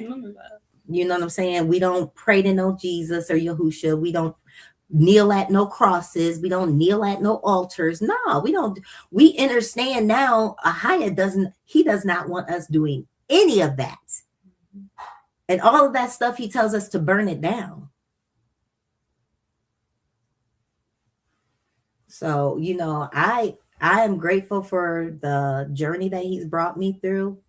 I ain't going back to the foolishness ever. You can never, ever, ever persuade me to go back to the vomit. I choose truth every time. Come on. Even when it's uncomfortable and it hurts. Come on. Even when it's like, are you serious? I mean, the Yahushua thing, that blew our wig back. Yeah. Paul blew our wig back. The whole New Testament. Yeah. Here The we mythology. is. Yeah, we was believing in all of that. Mm-hmm. Come to find out, it's man-made. It's mythological stories put together. Mm-hmm. And then we just brought out one of our last stories. Gesundheit. Thank you. One of our last stories, one of our last podcast was revealing that Jesus / Yahusha is Lucifer. Mm-hmm. But they don't teach you this. Mm-mm. It's in the Bible. That's the thing. All right, sis. So, Mm-hmm. what experience or what impartation of knowledge would you say was really the key to liberating you? Like, was it that experience that you had on that Sunday? Was it him answering that question immediately of who am I? Or was it something that happened later down the line? Like, what was really, and it could be a combination of things, but My point of liberation? Yeah, like what was that thing that really set you free? To be honest, when I left the Black church. Okay. Because it took a lot of courage to do that. Yeah. So once I did that, and I was like, whoa, I left there, and you know what I'm saying? And look at the powerful impact that I'm having over here. Yeah. Once I left that and experienced the power that I had, this is the thing. The power is in me. Whoa. The power is in me. Yeah. You call me puffed up or whatever. But I was using my gifts. I was using the power according to the power that worketh on the inside of you. Mm-hmm. I was using the power that worketh on the inside of me. And so I knew when Daddy told me when you leave the Black church, I'm leaving with you. Mm-hmm. I do not reside there anymore. Right. So when I went to the white people church, guess what? He resided, it was fruitful, and it what? Multiplied. Come on. It was fruitful and it multiplied. And it no longer was a white church, it was a multicultural church. Mm-hmm. Mm-hmm. It became a multicultural church. It ain't that no more. So because when he told me to leave the white people church, he said, you already know. When you leave, I leave. Mm-hmm. He ain't there either. He's not in those buildings. Mm-hmm. He's in his anointed ones. Mm-hmm. And he'll use us to go to these different places. Mm-hmm. Yeah. And the power will be so amazing. You know how I know? Because when we came into Hebrewanity, and he sent us to different assemblies. Mm-hmm. Oh boy. Mm-hmm. His power was there. And when we left, he left. Mm-hmm. He left. Mm-hmm. And I'm not saying that to be puffed up or brag or anything. I'm not. It's just the truth. Mm. It's just the truth. And the reason why we had to leave is because people really don't want truth. Yes. They don't want truth, and they don't want to be exposed. Mm-hmm. Mm-hmm. Leaders get antsy around Yahca'Anna. Mm-hmm. Because you can't hide nothing from the prophets. Mm-mm. A real prophet, they ain't got to know you. They ain't got to know nothing about you. You can't hide nothing from them. Yeah. And it's not that we want to know your business. It's the Most High. I be telling her, do you know what the Most High just told me I have to say? I do not want to say. And I'd be like, oh, dang. I'll be like, I do not want to say and this. I'll be feeling for her. And I'll be feeling for you, sis. Because that's the thing. Like, that's the thing. What people don't understand about Yahca'Anna, she is the empress of staying in her own lane. Oh, I don't care about your business. I don't want to know your business. I don't care. And she don't. Woo. But when Daddy puts it in her face, and tell me I got to do something, and she don't have any other choice. I don't. And she don't be wanting to, but she do. I know. I got enough people that hate me already. I got enough folk that hate me already. But it don't matter. You know, at the end of the day, I got to do what daddy tell me to do because I know this is the mantle on my life. This is my assignment. And, you know, the prophet comes with life or death. That's facts. And the thing about it is the same people that are hating should be grateful because he's actually trying to save them. Ooh. He's actually trying to extend mercy and salvation and healing and deliverance. Tell him, sis. But you rejecting it because it don't sound like what you want it to sound like or look like what you want it to look like or not coming from where you want it to come from or, you know, it challenges your comfort. Yeah. But that is a higher having mercy and extending salvation and healing and deliverance through the prophets. Yeah. But yeah, go on ahead and reject it if you want to.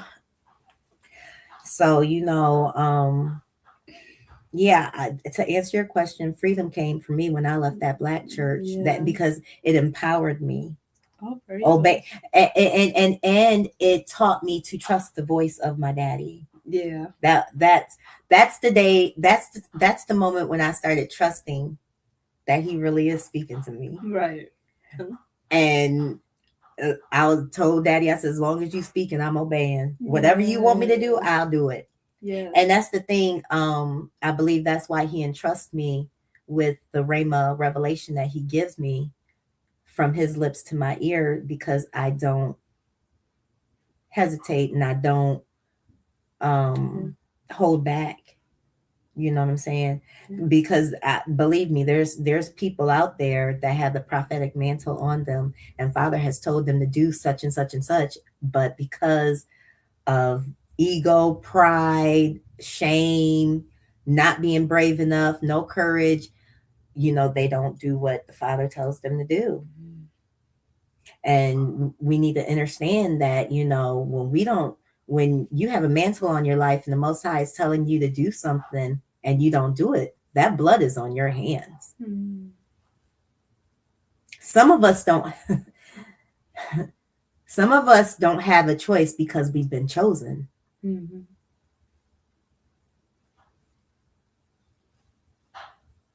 Many are what? Called. Few are chosen. Some of us don't have a choice because we are chosen. And I'm grateful to be chosen. Yeah. And so I've learned to be a very brave young lady. I call myself young. You are. You are. I have come to be very brave, and I love that, because growing up I was always scared as a child. Yeah. Even singing and stuff when I was a little girl, I was made to sing. You know, like we had a family group, and I was the youngest. I was the baby in the family, and I had to sing, and I was always so deathly afraid. And when I sang, my voice used to crack all the time, and it wasn't from puberty. It was just because I was like a deer caught in headlights, so scared. And even growing up, when I got older, you know, as a grown adult in religion and Christianity, I would always get so nervous, you know, doing things in front of everybody. Like it was just something where I was always nervous, you know what I'm saying? And I would tense up, and that would tense up my vocal cords. Yeah. And it would cause me to, am I freeing you right now? Am I freeing you? Girl, I just felt that. But yeah, I would get nervous, and it would tense up my vocal cords. And so I would crack. I would go hoarse. Not that I was hoarse. I would go hoarse because I'd be so freaking nervous, right? Yeah. But like I said, once the Father took me out that black church and put me with them white people, honey, I got with them white folks. It was like, I was like, I felt a freedom like I ain't never felt before. Come on. I got with them white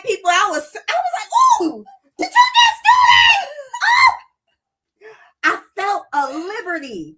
I felt a freedom that was just like nothing I had ever experienced. Yeah. And I'm gonna tell y'all, my experience at the white people church was beautiful. I ain't got nothing bad to say. I ain't got nothing bad to say except for they worship idols. You know, it is what it is.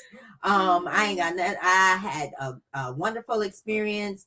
I did experience a little racism from, it was just one person, but I mean, that was nipped in the bud. I didn't have to say 2 words. And you know, I felt so included. I felt needed, appreciated. Yeah. You know, they was putting me on the what is they called, the board that make decisions. Yeah, the board. Yeah, they put me on. I didn't even I was like, board of what? What am I supposed to do? But you know, it was just really to be embraced and for people to want your wisdom, want your opinion. Want, you know what I mean? That was a wonderful experience. And the freedom of being able to minister during praise and worship and stir up the spirit of the Most High in me and let it activate in the atmosphere. It was amazing, girl. It was beautiful.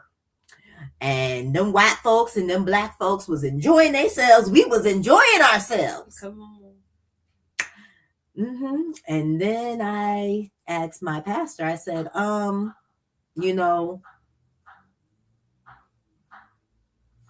Jesus black. Well. And the Israelites, is they black folks? Mm-hmm. And he didn't know what to say. But he didn't. And then he said, what, you gonna stop eating pork now? And I was like, here we go. And from that day, I think it might have been 2 weeks. That's a couple of weeks later is when the Most High was like, time to go. Mm-hmm. And I had gotten there the end of 2014. And this was September of 2019, right before the pandemic. Ooh, it was right on time, y'all. Daddy's timing is amazing. It is. His timing is amazing. Perfect. And it was September 2019. It was like, time to go. Woo-woo. Gotta run. And get this, no animosity, no nothing. He just said, can't stay here because the truth I'm about to tell you, show you, you can't, there ain't no way you can stay here. Yeah. Ain't no way. He was preparing. Mm-hmm. Yeah. So that was September 8th. I called my pastor. I said, well, I'm going to be leaving. I said, my family, because my children and my husband had joined me over there by this time. I was like, my family, you know, they'll still continue. But, I mean, if they want to. And, you know, but I'm done. He was like, can you please stay till the end of the month? I was like, yes, sir. I'll stay till the end of the month. So my last Sunday was September 28th. I think it was 28th September 2019. And I've never been back to nobody's church since. And have no desire to. I have no desire. It's like once you have been shown truth, there's no way you can't sit under certain stuff. It's just, it gets real, it's irritating. And you see the fake. That's the thing. That's another thing. You know, you go in these places and you'll see the not real. This is the buffoonery. You know what I'm saying? So not to cause confusion, Daddy's like, time to go. Time to go. So I came out of there in 2019, the Most High, he started dealing with me real heavy about who I was, showing me who I was, showing me who my people is. 2020, I started prophesying. He told me I was a prophet in 2020. I was telling people, do not take the jabber rabber, and warning whoever would listen not to do it. And from there, I just been growing in the Most High, and He's been revealing all types of deception, especially with this Bible, all the deception, all of the contradictions, all of the straight out lies, and all of the there are so-called laws or commandments in here that are very disturbing.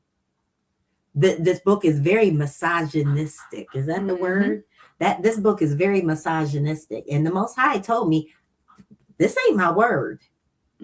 He's like, there are things in there that I do condone.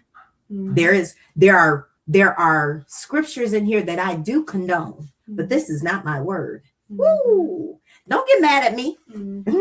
Don't get mad at me. Take it up with the Most High. He said, who in the hell think they can contain me in a book? Come on. You can't contain Who the can house me? Who can house him? He was like, and in then a building, in a book. Come on. And he told me, he said, I deal with my prophets one-on-one. Yeah. My lips to their ear. That's why so much truth and revelation that has flowed through me, it didn't come out that Bible.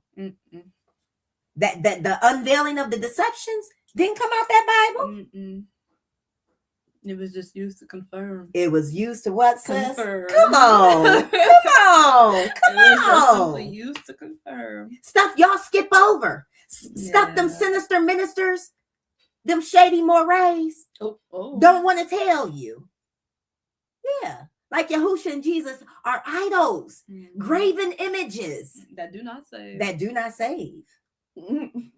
And those that worship them and those that create them are like them. And guess what? They have no knowledge. No knowledge do they that lift up the what? Wood. What's the wood? The cross. Or the tree. That's in that Bible. The Messiah will be cut off. But they not telling you that. That's in the Bible. Woo! Say it again, sis. The Messiah will be cut off. Daniel's chapter 9. I dare you to read it. Yeah. The Messiah gonna be cut off. And it tells the specific day. Yeah. Woo! But y'all don't want to hear that because y'all love your graven image. You love your graven image. You love Jesus. Oh, he did so much for you. No, he didn't. You're lying. Whatever you did for yourself. Come on. He didn't do it. I look back over my life now, and the stuff I needed to conquer and come through, I had to work the power in me to get through it. Yeah. It's the Yah in me. And that's what they don't want you to go inward. They don't want you to understand that the power of the Creator is inside of you to do all things. Yeah. They don't want you to know that. Because they want you to give the false deity credit. They want you to give Lucifer credit. Oh, I mean Jesus. Oh, I mean Yahushua. They want you to give him credit. Right. Ain't saved you from shit. Ain't healed you from nothing. You know how I got healed of diseases out my body? Because Yahca'Anna worked the power inside of her. That means I had to get disciplined. Yeah. I had to do the work. Yeah. Why you think it say faith without works is dead? Oh. You got to do the work. You got to do the work. You want to heal your body? You can do it. If you don't know how, get connected to somebody that does know how, that can heal your body. Come on. But you still got to do the work. Yeah. But the Most High gonna use that person as a what? Savior. Yeah, that's right. Hey.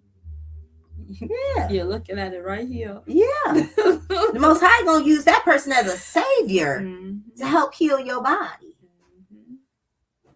You want to get financially out of debt and you don't know how? You better find somebody that knows how to stay debt free and knows how to get people out of debt. That's a savior. Yeah. It is. It is. It is. But y'all want to give a false deity credit for nothing. Mm-hmm. Yeah. But it is what it is. Any other questions?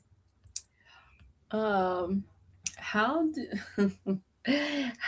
do you maintain your level of discipline? You live a very, for those who don't know, you live a very disciplined life, when spiritually, physically, and that's hard for a lot of people. Mhm. So I'm talking from experience, because I had to learn it and I'm still learning it. You still have to remind me sometimes, to push myself and that I can do more than I think I can, things like that. But so how is it maintaining that level of discipline? Like, what helps you to do that? To be honest, I do want to see myself at my greatest potential. You get what I'm saying? Yeah. I don't want to be what I was 6 months ago. I want to be better. greater than what I Yeah. was 6 months. So it's motivation to me that when I look back at 6 months or a year, that I see progress. Yeah. So that motivates me. That's why I like to do, I do my little hair journey on TikTok. Come follow me on TikTok. I do my little hair journey, but I like to do journeys like that because it keeps you accountable. Yeah. It also shows growth. It does. And it shows progress. So, that's one thing where that determination comes in, is because I'm sorry, y'all. I don't want to be the same person I was last year. Right.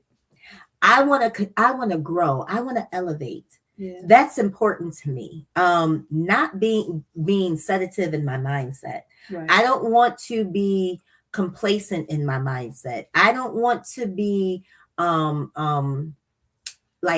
I don't want to be like everybody else. I'm gonna just say it like, I don't want to be like everybody else. I want to be different. Whatever that looks like, I want to be Yahca'Anna, who Yahca'Anna is. Yeah. So I understand that if you want something, you got to be disciplined. Yeah. If you want to see results, you got to be consistent. Yeah. So those things have to be part of my life, because matter of fact, I just put myself on a little some because I want to see something in my soon to be 50-year-old body that a lot of other 50-year-olds don't have. You know why? Another thing that I'm glad you asked this question. Another thing that motivates me is because I want to be a good example. Yeah.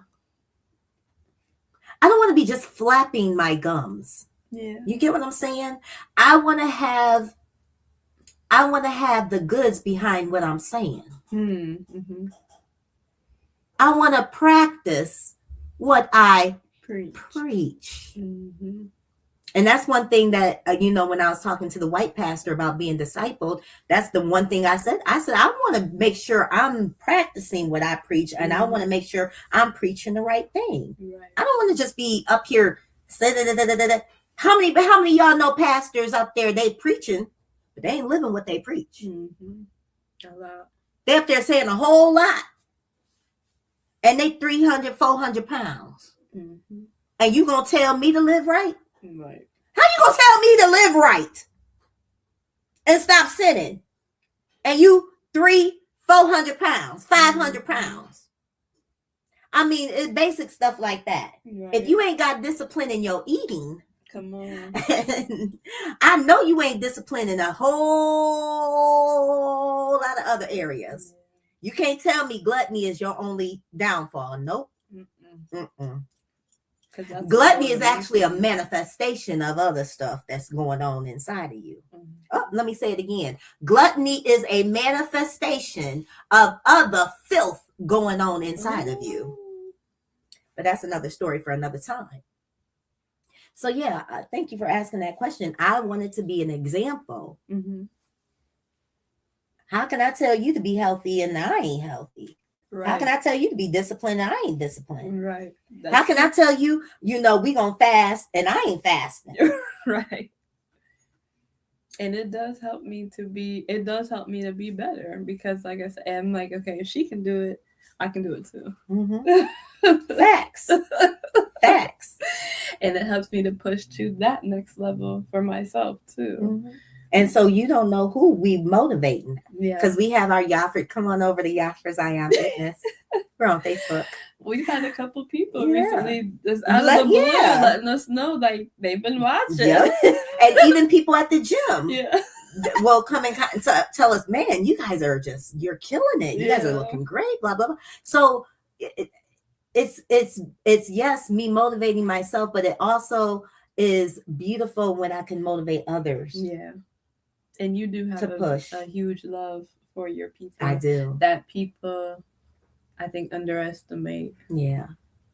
Because my love is tough. Yeah. And people are used to that Christianity love. I'm gonna pray for you. Oh, it'll be okay. And telling you, instead of telling you the truth, like stop sucking his dingling, and stop being nasty, and stop hoeing around, and keep your legs closed, and you need to stop drinking. Your breath stink. You need to stop. And instead of them telling you the truth, they gonna coddle you. That'll actually save you and help you. Christianity love to coddle people in they disgustingness. They do. Yeah. They don't hold folks accountable. No, that's our word. Yes. They don't hold them accountable, and most people don't want to be held accountable. No, because they grown. I do what I want to do. I'm grown. But when the SHIT hit the fan, don't come crying. Yeah. Can you pray for me? Nope. Right. Why? What am I waste my? What I ain't about to waste my supplication. Right. Because I know the prayers of the righteous avail much. Why would I waste my prayers on somebody that I know gonna turn around and go do the same thing? Mm-hmm. No. But see, you don't want to deal with somebody like me with the spiritual discernment to see you ain't about to change. Mm-hmm. So why pray? Mm-hmm. Because listen, you really wanted to change, you'll change. Mm-hmm. If you really want to change, you will change. If you really want to stop being wicked, you'll stop being wicked. If you want to stop drinking, you'll stop doing. Ain't nobody got to prime you, prim you, beg you, pray you, nothing. If you want to stop, you'll stop. Mm-hmm. You want to stop being a cheater, a thief, an extortionist, a liar, a robber, a raper, a molester, a pedophile, a homo. You want to stop those things, you'll stop. Mm-hmm. Ain't nobody got to tell you. Mm-hmm. When you fed up, I done seen folks that done drank all their life and they stopped because they said, this is it. Mm-hmm. Everybody else tried to get them stopped years before. Mm-hmm. But they didn't stop until they were ready. Come on. Until they was thirsty to stop. Yeah. Then that power on the inside of them started to what? Work. Come on. And gave them power to what? Stop. That's right. Something clicked in them and said, you're better than this. Mm-hmm. Come on. So when it clicked in me that I'm royalty, when Daddy showed me who I was, oh, all that sexual stuff I was dealing with, gone. Because guess what? Oh, my temple. Yes. And sex is beautiful. I love sex. Sex is wonderful. Mm-hmm. Married folks should have lots and lots of it. Enjoy one another. But some of us been tampered with and things happen to us and it threw our sexual identity off route and threw our sexual thirst off route. Mm-hmm. So we was dealing with these issues on top of other issues. Yeah. But baby, when you find out who you are, I ain't never thought I'd stop with some issues that I had. Girl, Okay. I thought I'd be riding them issues to the grave. Please Okay. forgive me, Jesus. Yes. And the devil is a liar. I didn't know who I was. Yeah. I didn't know how valuable and special I was. Yeah. And when I found out how valuable, beautiful, and special I was, things started to change. I started to reverence myself. Mm-hmm. Ain't nothing better than reverencing yourself, ain't it? No. When you treat yourself good, Yeah. I never knew that I was never treating myself good. Yeah. I treat myself good now. I reverence Yahca'Anna. Yeah. I didn't before. And now I understand. And see, you also understand that reverence and that respect that you have is because of you knowing who you are, but it's also because I know who lives in me. Mm-hmm. Come on. And because the Creator, YAHUAH, dwells on the inside of me, and the Ruach HaKodesh, him and Mother Ruach live in me. They're housed up in this piece right here, right? The Creator and Mother Ruach is housed in me. Woo, this is their house, girl. Come on, Daddy, speak. Yes. This is where they live. This is dwell. Woo, this is where they dwell. She is his what? Delight. Delight. Come on. Woo! Come on. So they're being delightful on the inside of me. And I understand that this needs to be clean for them also. Yeah. Not just for me, but for them. Yeah. For the power that dwelleth on the inside of me. So yeah, I used to didn't respect myself and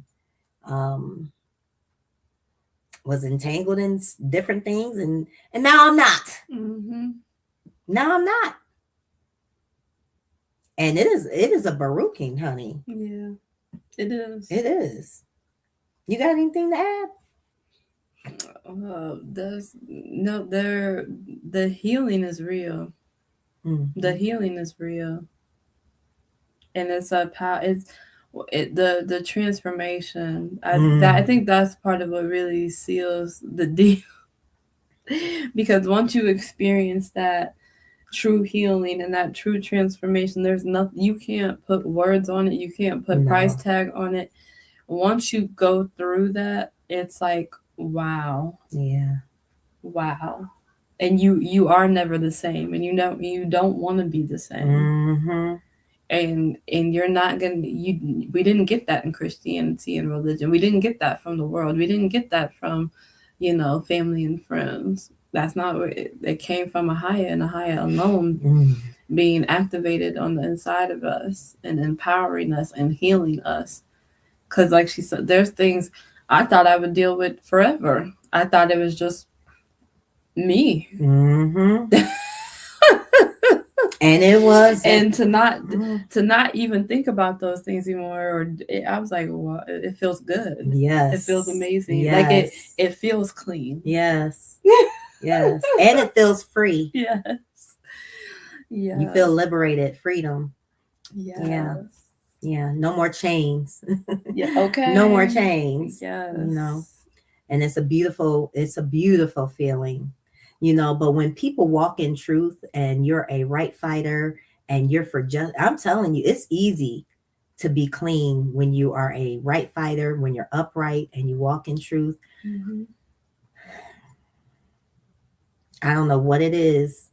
That's why young Muhammad Ali, I don't know about the older one because he stopped talking, I guess when he got older in age or whatever. But Muhammad Ali, that young one, whoo, girl. Mm-hmm. He had the right spirit. And he even told his testimony about, him being a whoremonger and stuff like that. And then he stopped all that mess. Yeah. He didn't hold his tongue. He didn't hold his tongue when it came to him telling us who our enemy is. Mm-hmm. And he didn't hold his tongue to the enemy, telling them who they were. Mm-hmm. Man, there's something so beautiful about that. And that's where I'm at in my life. I'm not no type of person that I'm not hateful. I love all people, to be honest. You know, I love all species. I love my people, Mm-hmm. and I don't have nothing against other races. I love them if they loved me, Mm-hmm. but if they hate me, then I hate them. Mm-hmm. But you know, I have no problem getting along with them. I've always gotten along with other races, especially Caucasians, Mm-hmm. always. But the truth is the truth is the truth. Yeah. They have kept our people in bondage. Mm-hmm. They have been very disgusting to my people. Mm-hmm. And this ain't the time to be sweeping stuff under the rug. It's time to expose the filth that they did, because they're trying to get our children to forget. They don't want our children to be past our legacy. Mm-hmm. They want our children to be dumbasses and not know that their ancestral history. Mm-hmm.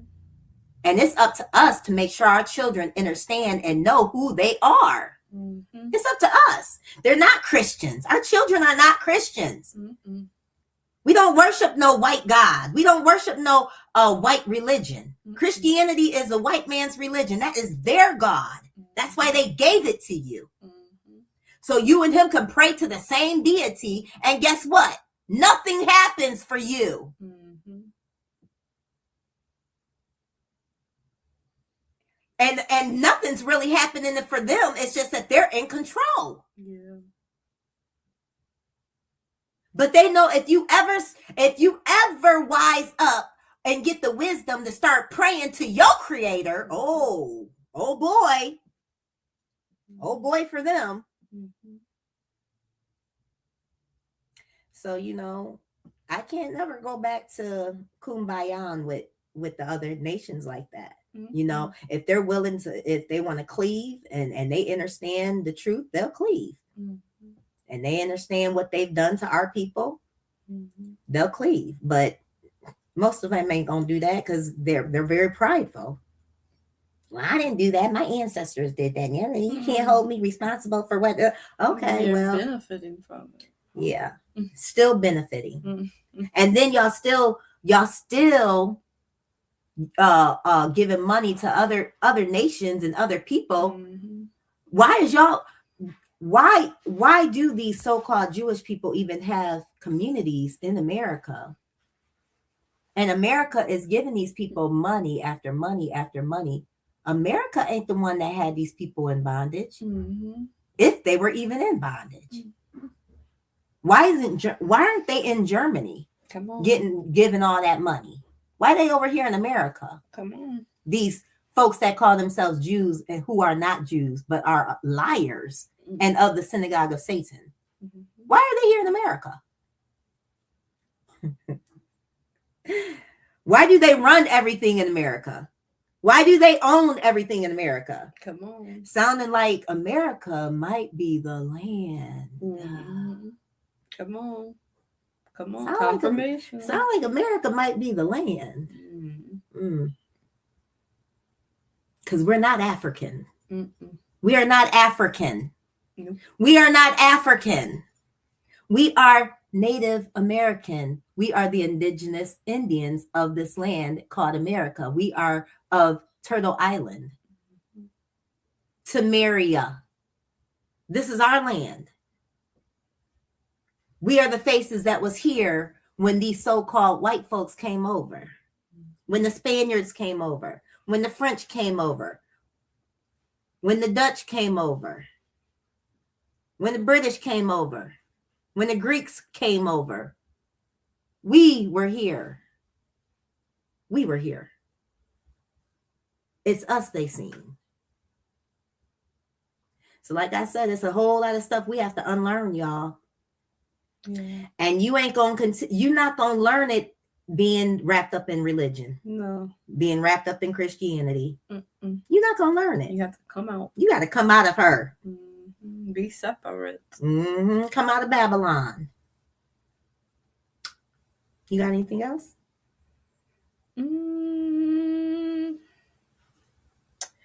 What is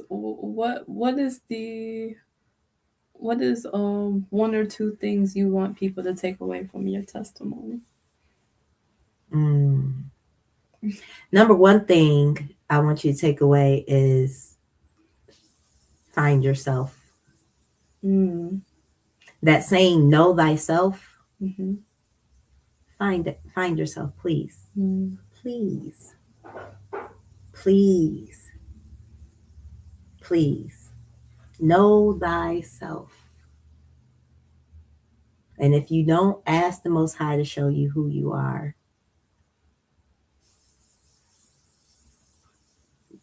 If you come with a sincere heart, you're going to go on a journey. That's number one. Number two, stop worshiping idols.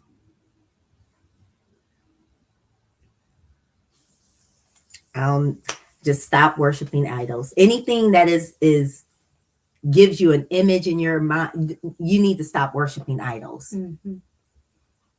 The image of that man, the image of the cross, the image of the altar, the image of the communion table, the image of your pastor. You need to, that cross on your neck. You need to stop, tear that down. Stop worshiping idols. Wood, stone, crystal. I don't give a care what it is. Stop worshiping idols.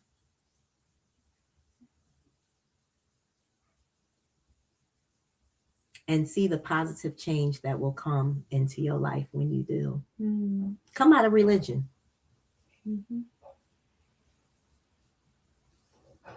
That's it. All praises. All praises. Okay, well, we love y'all. Yes. You got anything before we go?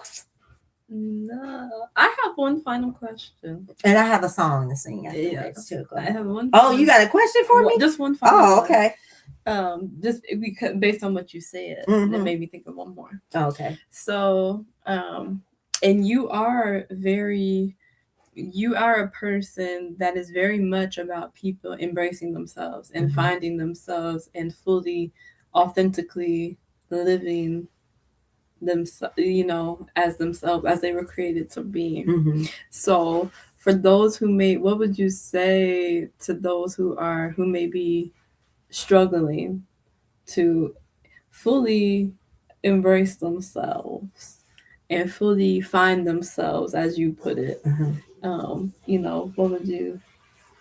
How would you encourage those who may not know where to start or who may be struggling in that process? Well, I would say to someone that is struggling to embrace themselves, come out. We need you. It is your quirkiness, your kinks, your different uniqueness that makes you special. I didn't come out until I came into the truth. Right. I didn't come out. I was trying to conform at the black church, doing what everybody do. What we doing? Oh, we all agreeing? Oh, yeah. We not agreeing? Yeah. I was not walking to the beat of my own drum, embracing myself. And now I am. So I would encourage you to be yourself 100% authentically, unapologetic. So please bring all your quirkiness, your uniqueness, your peculiarity.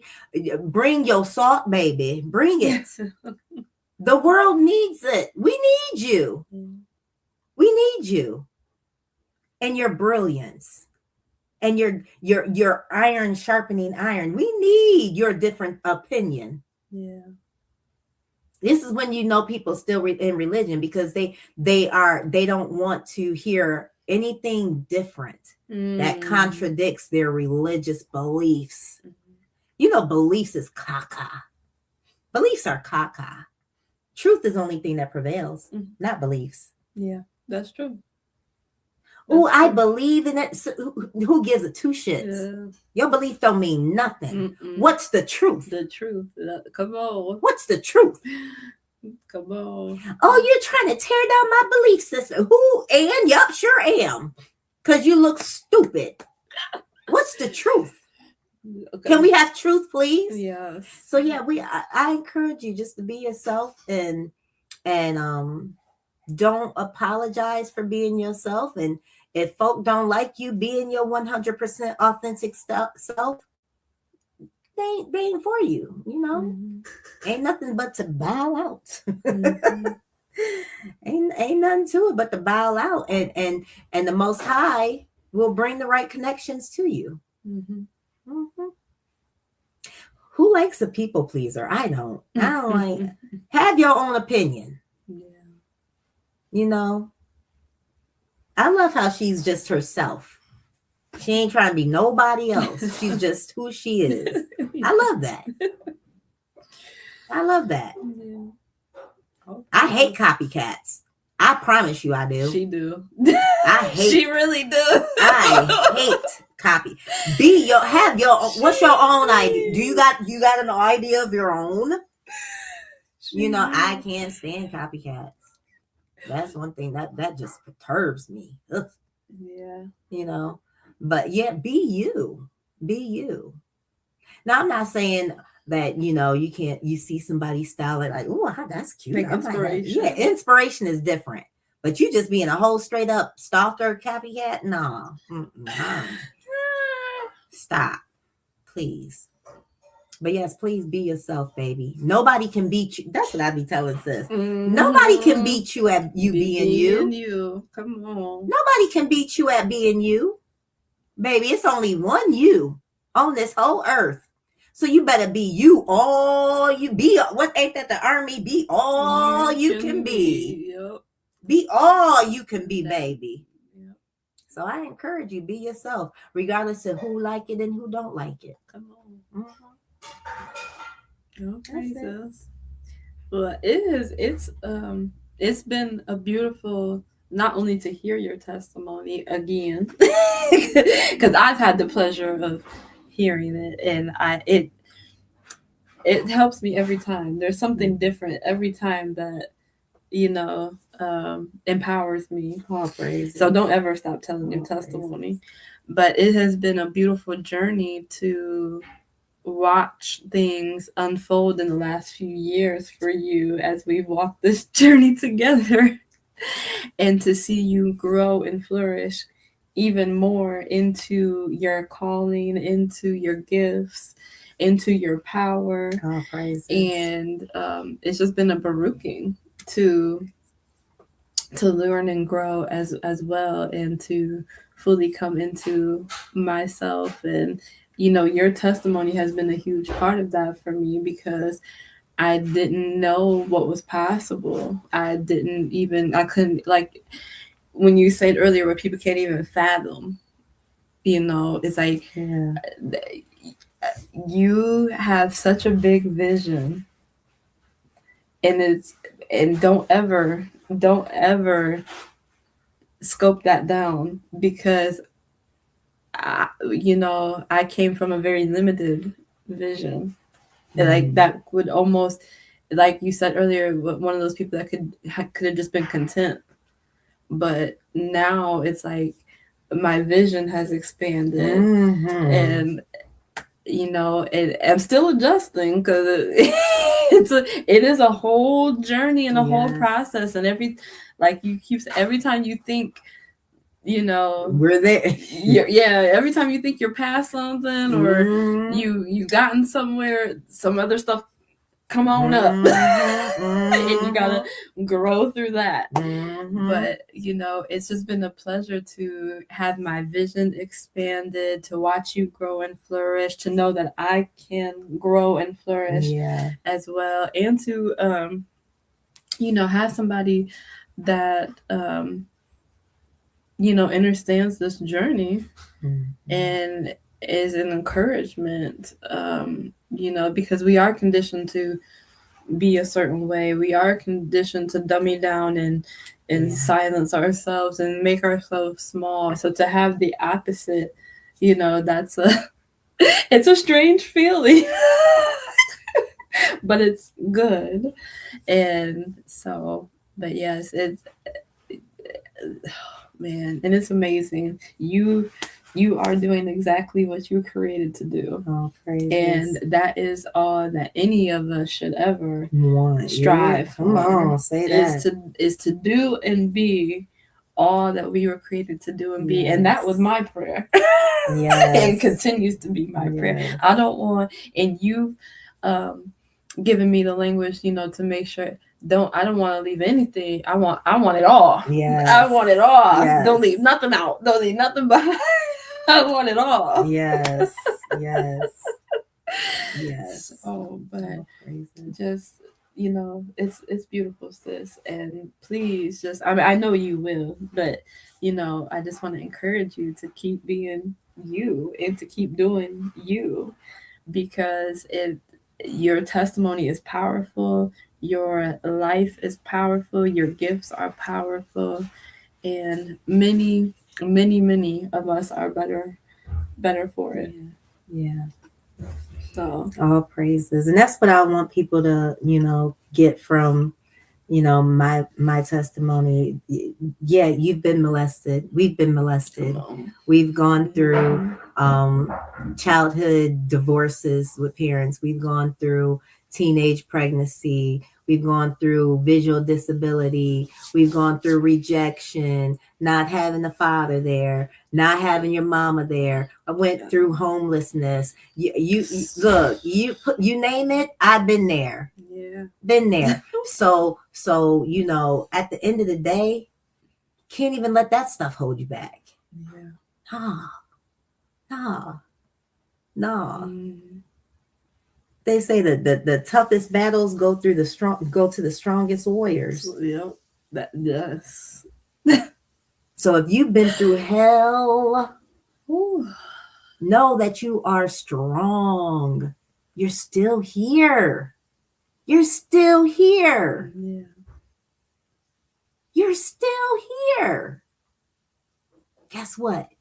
Use what you've been through as a catapult to the next dimension. As an activation. Yeah, let it activate you to empower others, to tear down the wicked. That's what our testimonies are supposed to be, helping us to help our brothers and sisters and tear down the wicked.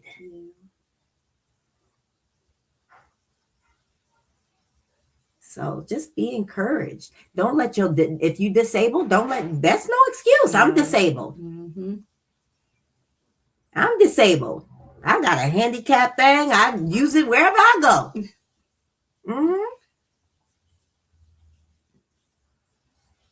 So you can't let a disability be an excuse too. Yeah. No.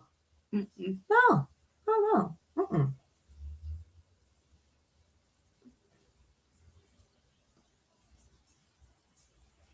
So, Moses had a speech impediment, or Moses he wasn't a good speaker. Well, guess what?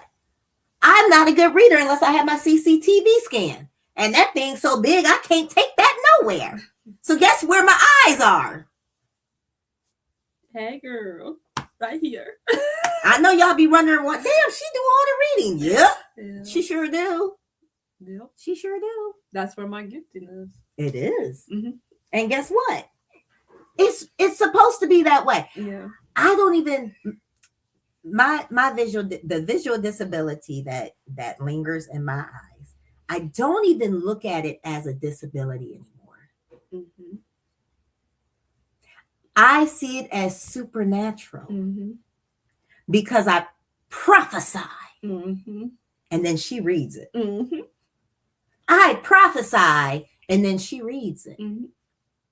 So I don't even look at my eyes as being a disability. I see it now where Father, it doesn't have to convince you. I don't give a damn how you think or feel about me. But I see that the Creator, He uses it to remind me, I'm speaking to you.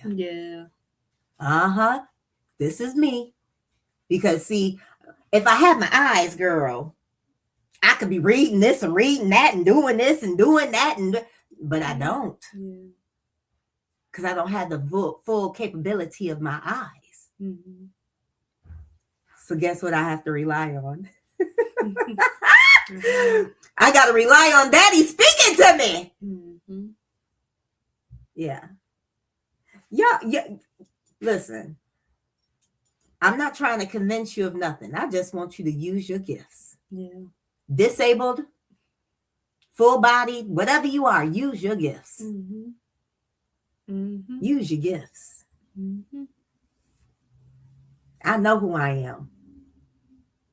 And because I've had to rely on the spirit of the Most High that is in me, and I had to work my power, I'm confident in who I am. That's where all the confidence come from. Yeah. Come on. See, I ain't had nobody to rely on. I didn't have nobody to lean on. I didn't have nobody to affirm me. I didn't have nobody to validate me. Come on. Woo! That's why can't nobody tell me who I am. I know that I know who I am without a shadow of doubt. Mm-hmm. And I want you to get there too, knowing who you are confidently. Yeah. And nobody can take it away. Nobody can take it away. Come on. That's freedom. Mm-hmm. Those are the chains that's off of me permanently. And he gonna free me from my enemies in this place called America too. But them chains that was on them chains that was on my heart, chains that was on my mind, the chains that had me spiritually bound, that's gone. That's gone. Those are gone. Come on. I'm confident in who I am. I am Ahaya, Ashura Ahaya. Come on. The great I am. Come on. The I am what? In me. That's right. All praises. All What did you say you was doing? What did you have? Did you say you was singing a song too? No, I didn't. Oh. You said you were singing a song. Oh, I had a question, but I already asked you. You asked. Oh, go to Deuteronomy 28. Okay. From the beginning? Nope, 15. Oh, from 15. Okay. Deuteronomy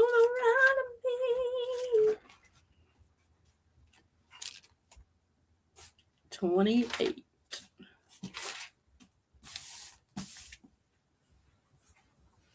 All right, Deuteronomy 28, starting at 15. And it shall be, if you do not obey the voice of Ahaya your Yahuah, to guard to do all his commands and his laws, which I command you today, that all these curses shall come upon you and overtake you. Cursed are you in the city, and cursed are you in the field. We talked about the curses today. Cursed is your basket and your kneading bowl. Cursed is the fruit of your body and the fruit of your land, the increase of your cattle and the offspring of your flocks. Cursed are you when you come in, and cursed are you when you go out. Ahaya sends on you the curse, the confusion, and the rebuke in all that you set your hand to do, until you are destroyed and until you perish quickly because of the evil of your doings by which you have forsaken me.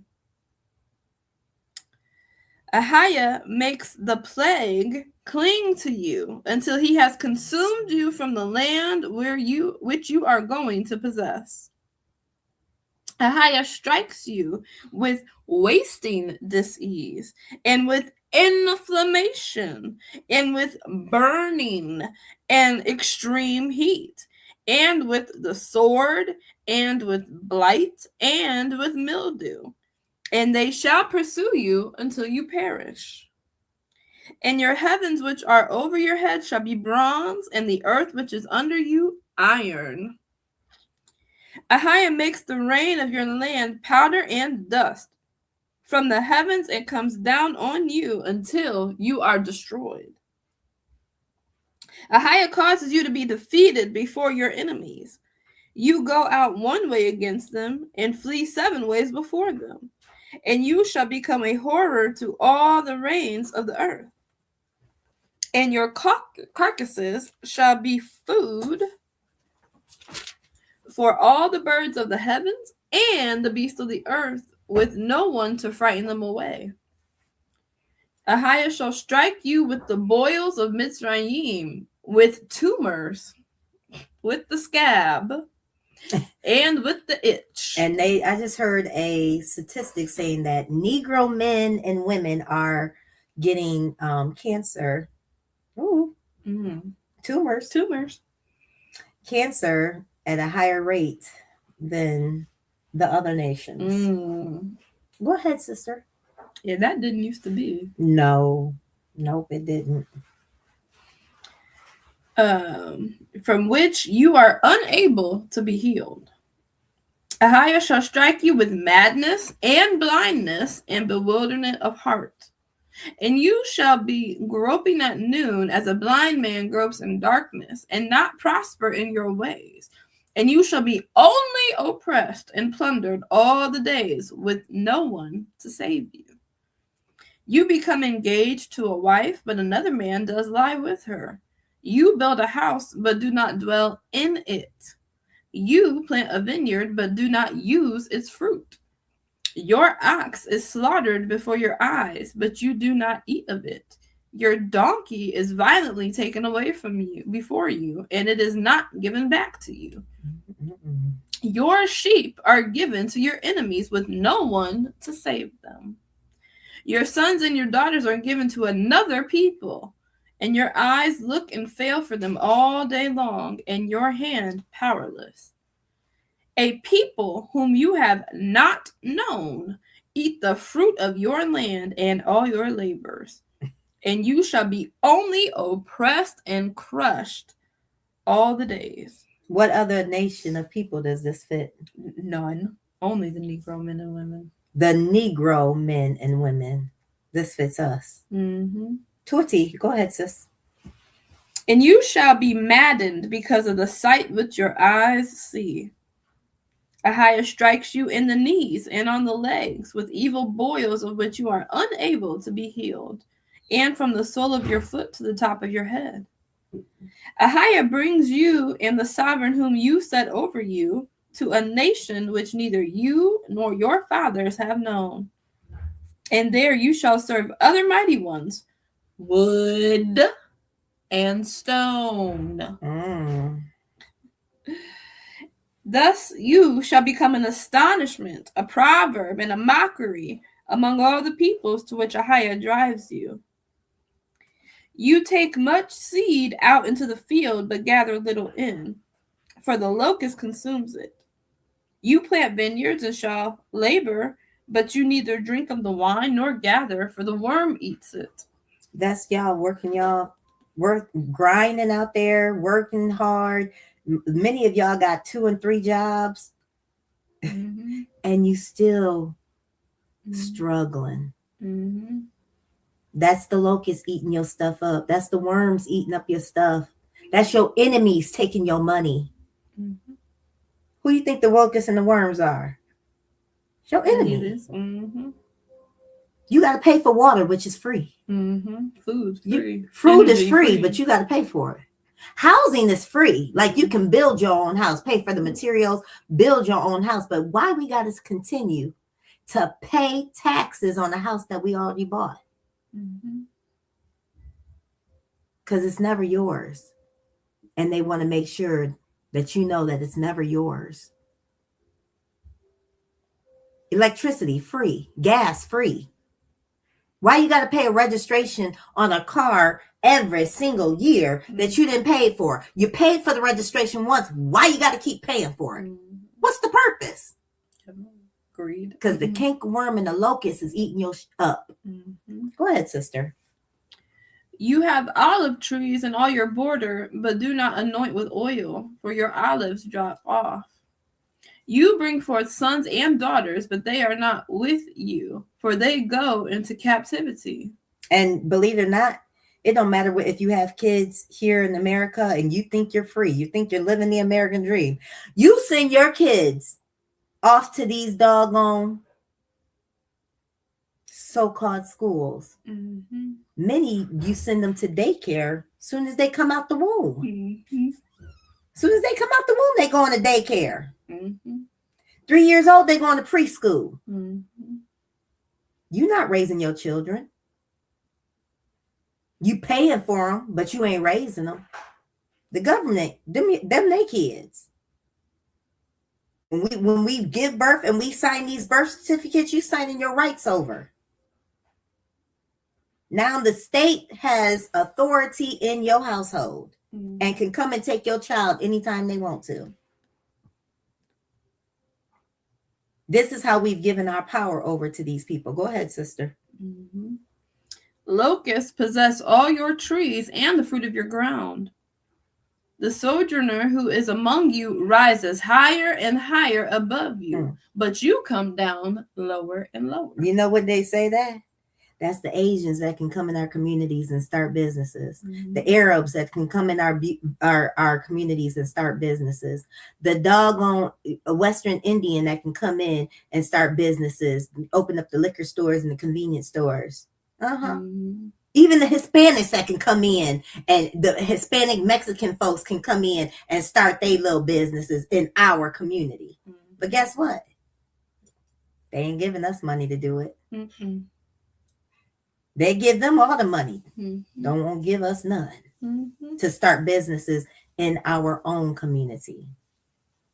Go ahead, sister. Mm. He lends to you, but you do not lend to him. He is the head, and you are the tail. And all these curses shall come upon you, and they shall pursue and overtake you until you are destroyed, because you did not obey the voice of YAHUAH your YAHUAH, to guard his commands and his laws which he commanded you. And they shall be upon you for a sign and for a wonder, and on your seed forever. Because you did not serve YAHUAH your YAHUAH with joy and gladness of heart for all the plenty. You shall serve your enemies, whom YAHUAH sends against you, in hunger and in thirst and in nakedness and in need of all. You can stop right there. Okay. And he shall put a yoke of iron on your neck until he has destroyed you. That was just the end of that verse. Oh, that was the end of that verse? Yeah. Read that again. Okay. You shall serve your enemies, who YAHUAH sends against you, in hunger and in thirst and in nakedness and in need of all. And he shall put a yoke of iron on your neck until he has destroyed you. Oh, and our people are what? Destroyed. Mm-hmm. Destroyed. Definitely. So I encourage you read the rest of Deuteronomy 28. We started at 15, but if you read 1 through 15, that speaks of the Baruchings. If we obey the voice of YAHUAH, how he would bless us, Baruch us. Mm-hmm. Abundantly Baruch us. And the head, not the tail. Above and not beneath. The lender, not the borrower. Mm-hmm. Yeah, but because we wanted to be idolaters, idol worshipers, because she just read it. Mm-hmm. Because you wanted to what? Worship wood and stone. Mm-hmm. Y'all don't want to believe it though. Yeah, go keep going to the cross and worshiping that graven image of Yahushua, Jesus, whatever, calling on all them names. Go ahead. Go ahead. The prophets are here telling you to come out of idolatry. But anywho, go and take us out, sis. Thank you for listening to my testimony. Yes. Thank you for joining us for this beautiful Testimony Tuesday, Truth-Filled Tuesday with keeperofmysis. We are here on Facebook and YouTube, Yah willing, on Tuesdays at 9 a.m. for Truth-Filled Tuesdays, and on Saturdays at 11 a.m. for Shabbat Fellowship. So make sure you like, share, subscribe, set your alarm, tag a friend, all the good things, and continue to come back and hear what YAHUAH is speaking. during this beautiful, amazing, abundant season. Yes. Because time is winding. We keep telling you time is winding up. It is. Get while the getting is good. Get prepared while he is allowing us to be prepared. Or get left behind. It's your choice. If you would like to contact us, you can email us at keeperofmysis@gmail.com, or you can message us on keeperofmysis through Facebook Messenger, and we'll get back to you. So just send us a message and we'll get back to you. We love to hear from you, whether you have prayer requests, testimonies, questions, song suggestions, topic suggestions, anything like that. We just love to hear from our family. So if that's what you want to do, you can contact us through those ways. We do have some links above if you would like to be a part of YAHUAH for Zion Fitness. As we mentioned before, that's our health and fitness private group where we share our exercises, meal planning, all that kind of stuff, and how we are growing our physical body, strengthening our muscles, staying disciplined, and in our physical health. And we've been deep diving into some different aspects of health lately too. So get all that good information, get all those good tips, get all those good exercises, get all those good recipes, and stay healthy, stay fit, stay strong, stay active with us. So that link to join is above. If you are not already over there and would like to come on over, we would love to have you.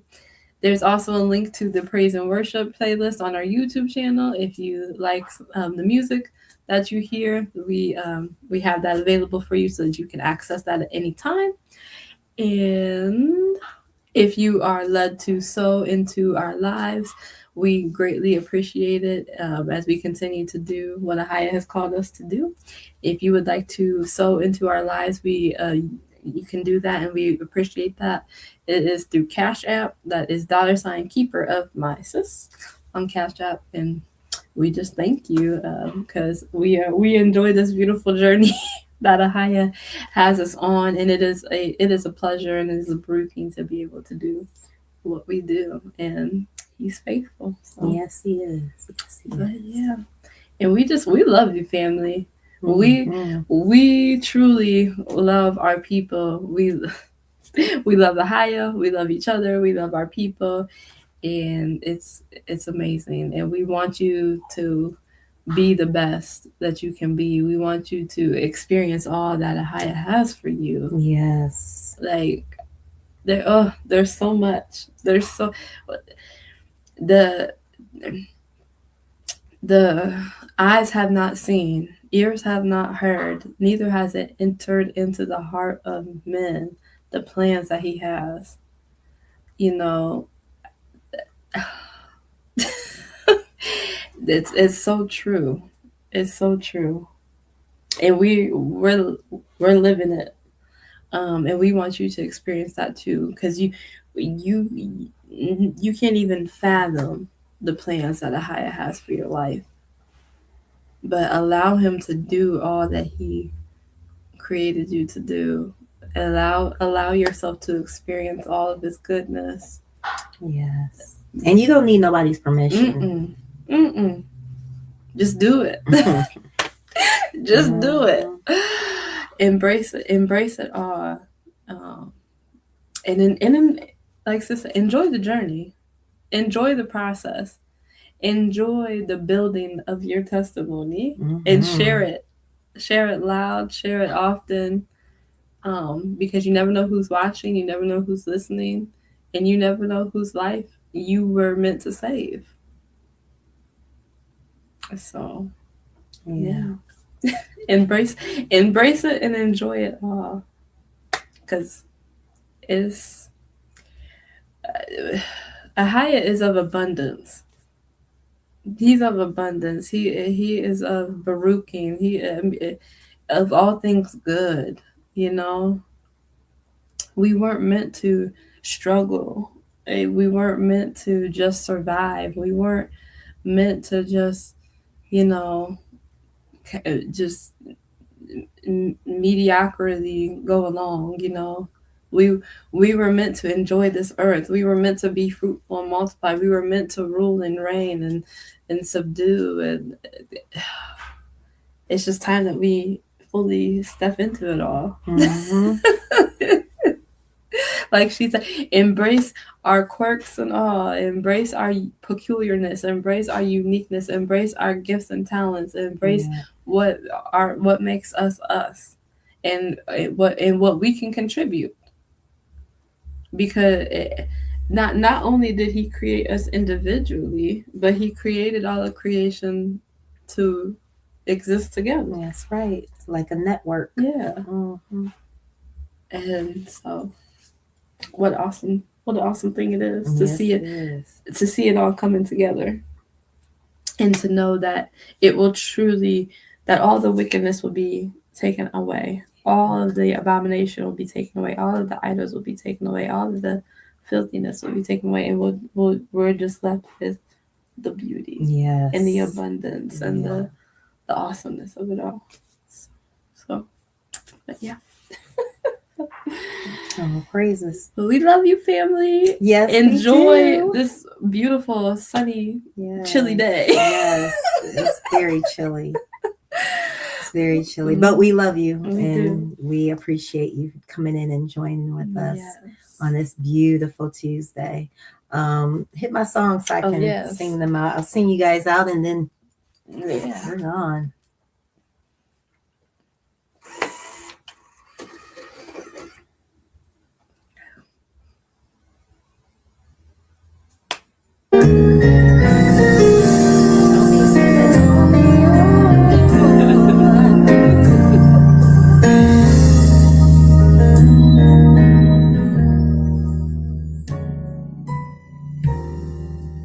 Because YAHUAH is my shepherd,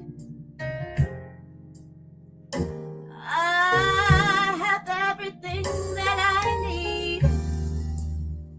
He lets me rest in the meadow's grass, and he leads me beside the quiet stream.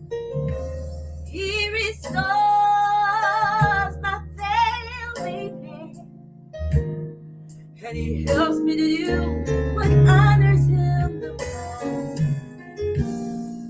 That's why I'm saved. That's why I'm saved. That's why I'm saved.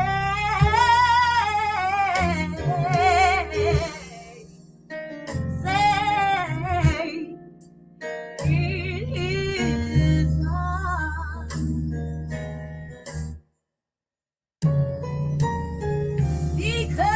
Because YAHUAH is my shepherd, I have everything that I need. He helps me rest in the meadow's grass, and he leads me beside the quiet stream. He restores my failing health, and he helps me to do what honors him the most. That's why I'm safe. That's why I'm safe. That's why I'm safe.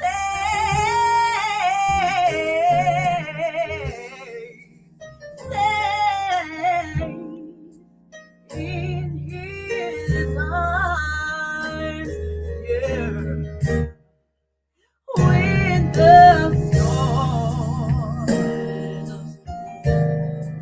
When the storms of life are raging, and the billows they roll. Don't you know I'm from the land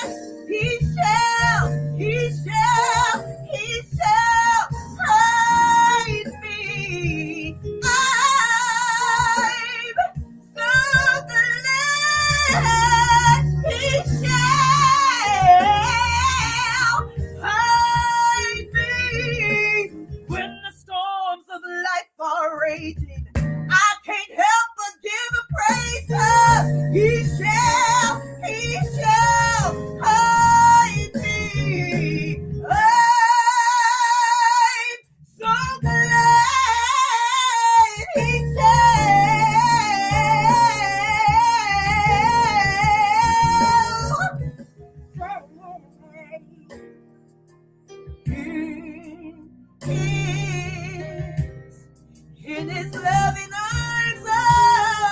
Oh, I'm safe in his arms.